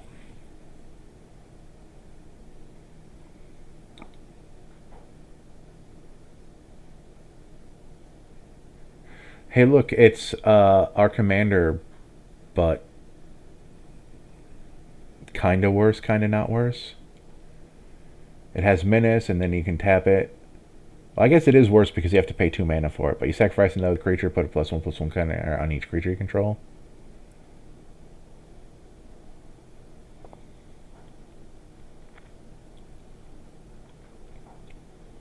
Athreos, God of Passage. Actually, that does go in this deck, as it turns out. Because you can somewhat... It's like, either I get this creature back to my hand, or you get lightning bolted. At the beginning of your end step, you may sacrifice an artifact, creature, enchantment, land, or planeswalker. If you do, each opponent may sacrifice a permanent that shares a card type. For each opponent who doesn't, that player loses 2 life and you draw a card. Since we're already sacrificing stuff...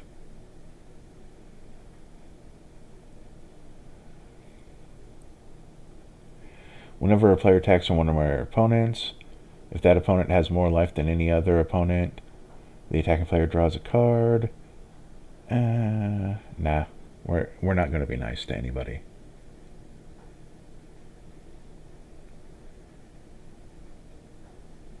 Oh, hey, the Ruling Steward. At the beginning of your end step, if a creature died under your control, you get a soldier.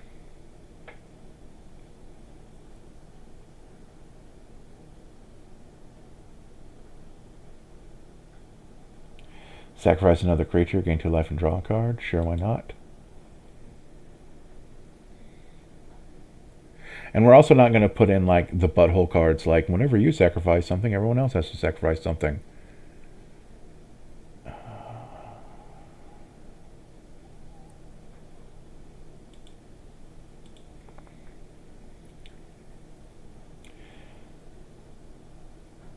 Feign the Broker. No, that's not going... Well, if Feign the Broker drew me a card at some point in that pile of text, that would be better. General Kuro cares about humans. Gix steals stuff. I mean, you don't have to use that, but that is a thing it can do, so...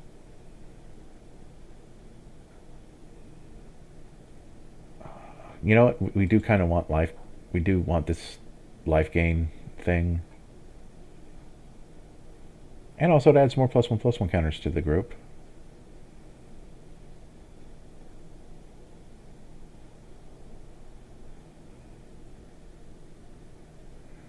One or more tokens. This isn't that kind of deck.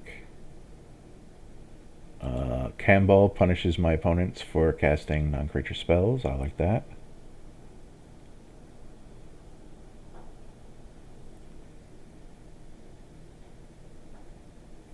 Ketramos up here is an interesting card that maybe I'll build a deck around in the future. The Hound of Athreos is kind of neat. Creature cards in graveyards can't enter the battlefield. Players can't cast spells from graveyards. You know, because he's guarding the underworld. What am I at for creatures? I'm at 22. And I'm actually... Oh, I actually went over. Man, there was other stuff I was going to add. Is there anything in here that wasn't good enough?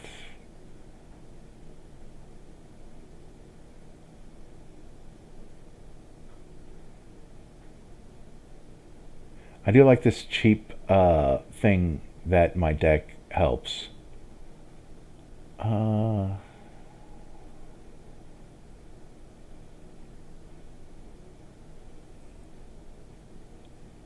Actually, this Lauren might not be good enough.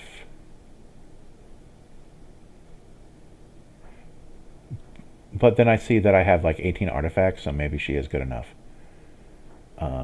The Dynamo copies and activated or triggered. Well, we have a lot of activated and triggered. Because triggered, I do believe, is the exploit. So we can do double.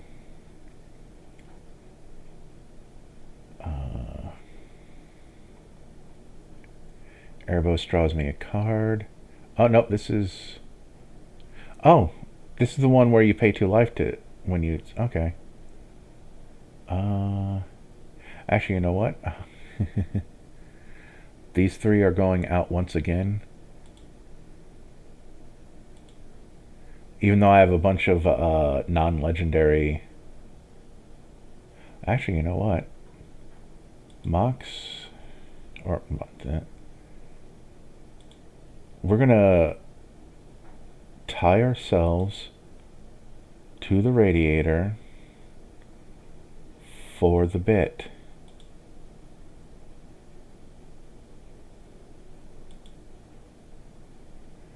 If it ain't legendary, it ain't going in the deck. Unless it's a instant or sorcery. Non-legendary permanents can get out of my deck.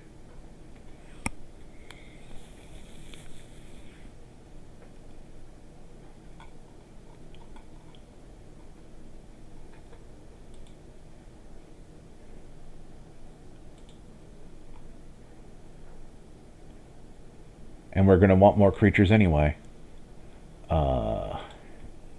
E-R-E... Because Erebos, God of the Dead, is the one that I thought I put in the deck. And where is he? Where did... Oh, they both cost the same.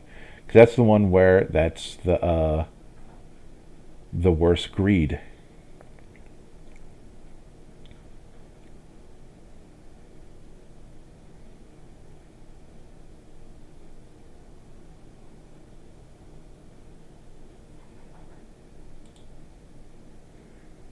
So now we're at over 20 creatures, so I'm kind of happy on that.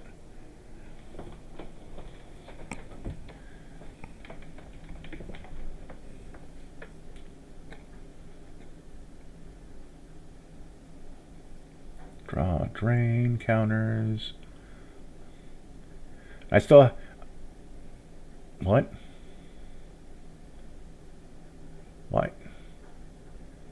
Traxos, Scourge of Krug is in ramp for some reason.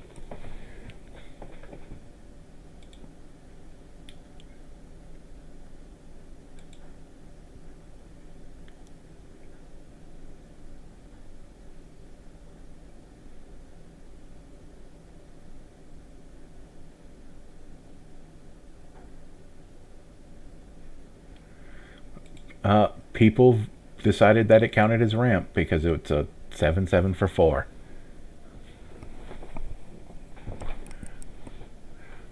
I don't understand.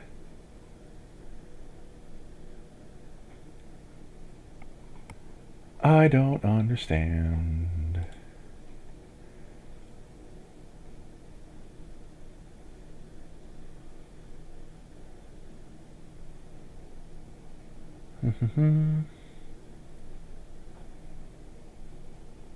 Let's see, Sackville Baggins, no. Lorna the Third Path, though, that's another piece of card draw, even though it's me and an opponent. And it also removes artifacts and enchantments. So sure, we'll do that.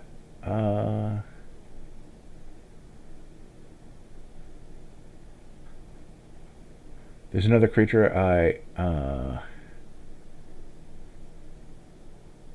decided I wanted in this deck, but we'll have to wait until I get to him.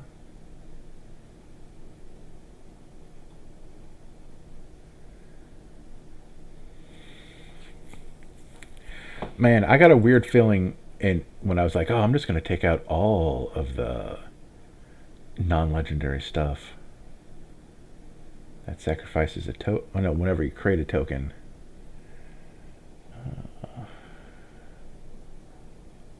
What is this poet?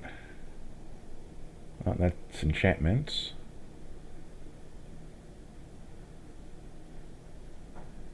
Sacrifice 3 white creatures, exile target creature. Whenever another black... no, we're not doing that. Investigate for each opponent lost life this turn. No, we don't need that.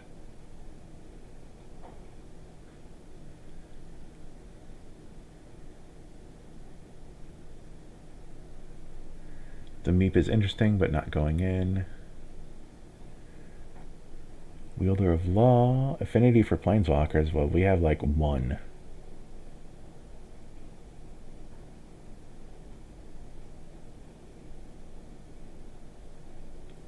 Huh. The Warped Sengir is kind of interesting. That's like a whole different deck. Oh. At the beginning of your upkeep, if there are 4 more creature cards in the graveyard, return a creature card at random from your graveyard to your hand. That seems good.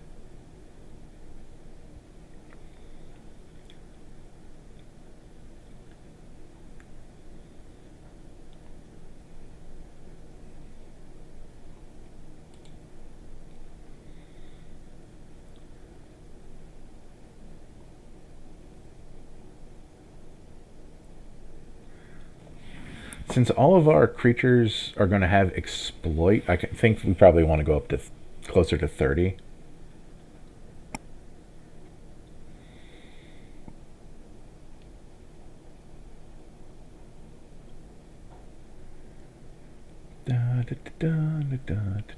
We're close to, or at least we should be close to the one that I was thinking about.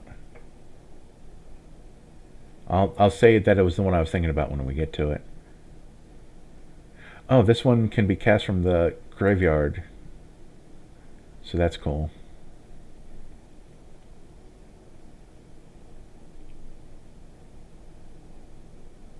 Alinda, the Dusk Rose is interesting, but we're probably not gonna do that.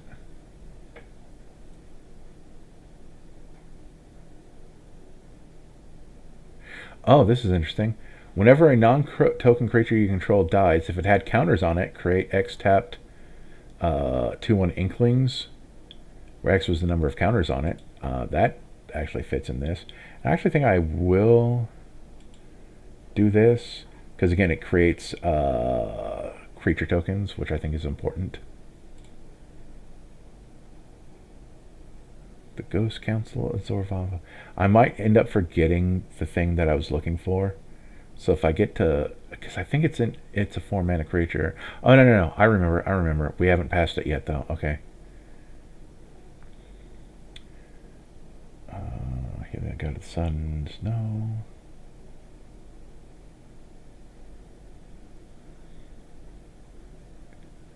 You'll probably never see me put a 40k card in any deck. Not because I have a problem with the 40k decks.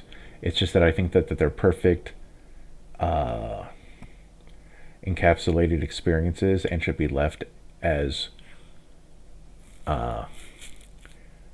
unmodified precons.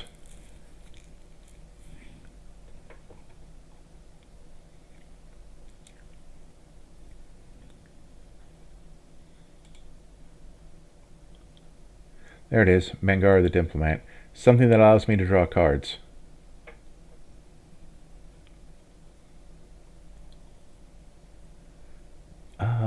Mondrak Glory Dominus, actually, because we're going to have a few things in here that creates tokens.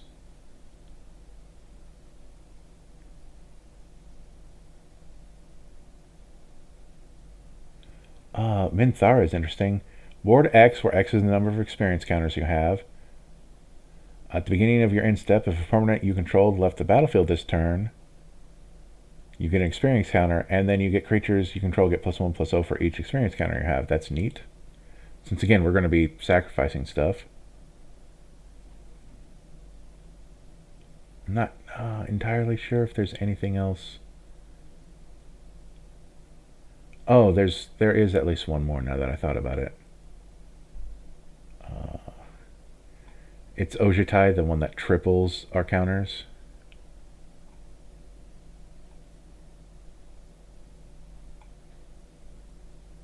Okay, actually this one...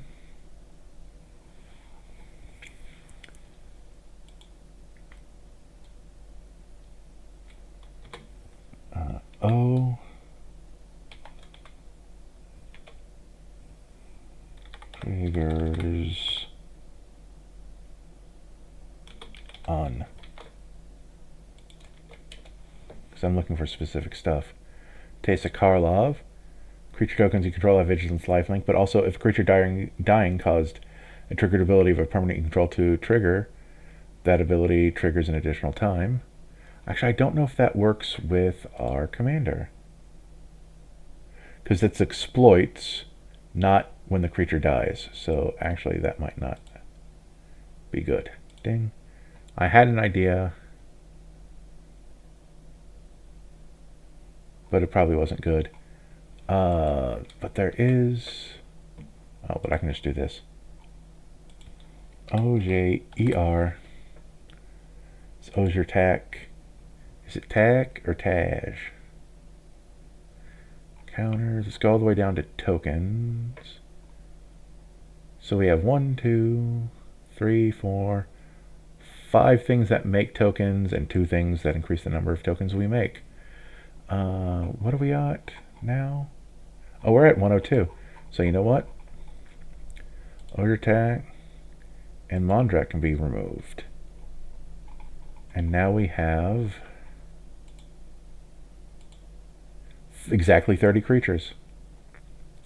12 artifacts, 1 enchantment, 16 instants, 2 sorceries, 37 land, and a planeswalker. I think this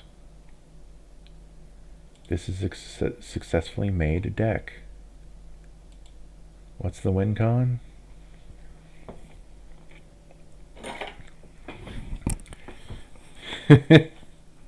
as I go deathly quiet.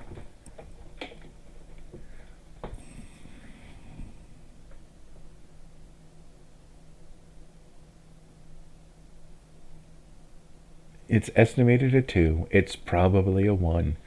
I can probably... Although it actually might be better than a 1. What's the win con?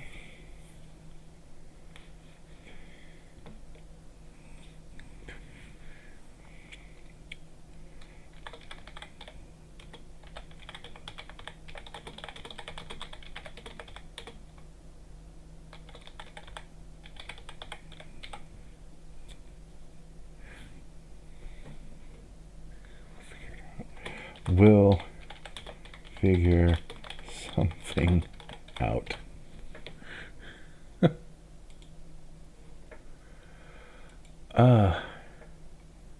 Well, I'm glad I had the time to build 3 decks, because this, even though I said building decks for Urzov was difficult, just because like it usually comes down to being a aristocrat style deck usually. Frodo wasn't aristocrats, but that was like a fun deck. Pestilence was a fun hit down memory lane. And even though this turned out to literally be an aristocrats deck, at least I managed to put a weird spin on it by being legendary typal, other than my removal cards, which I probably could have removed more to put more other stuff in, but I'm like, nah, 16 single targets, 2 wipes, 1 screw you specifically for trying to attack me. We only have one thing left to do. Let's optimize our printings.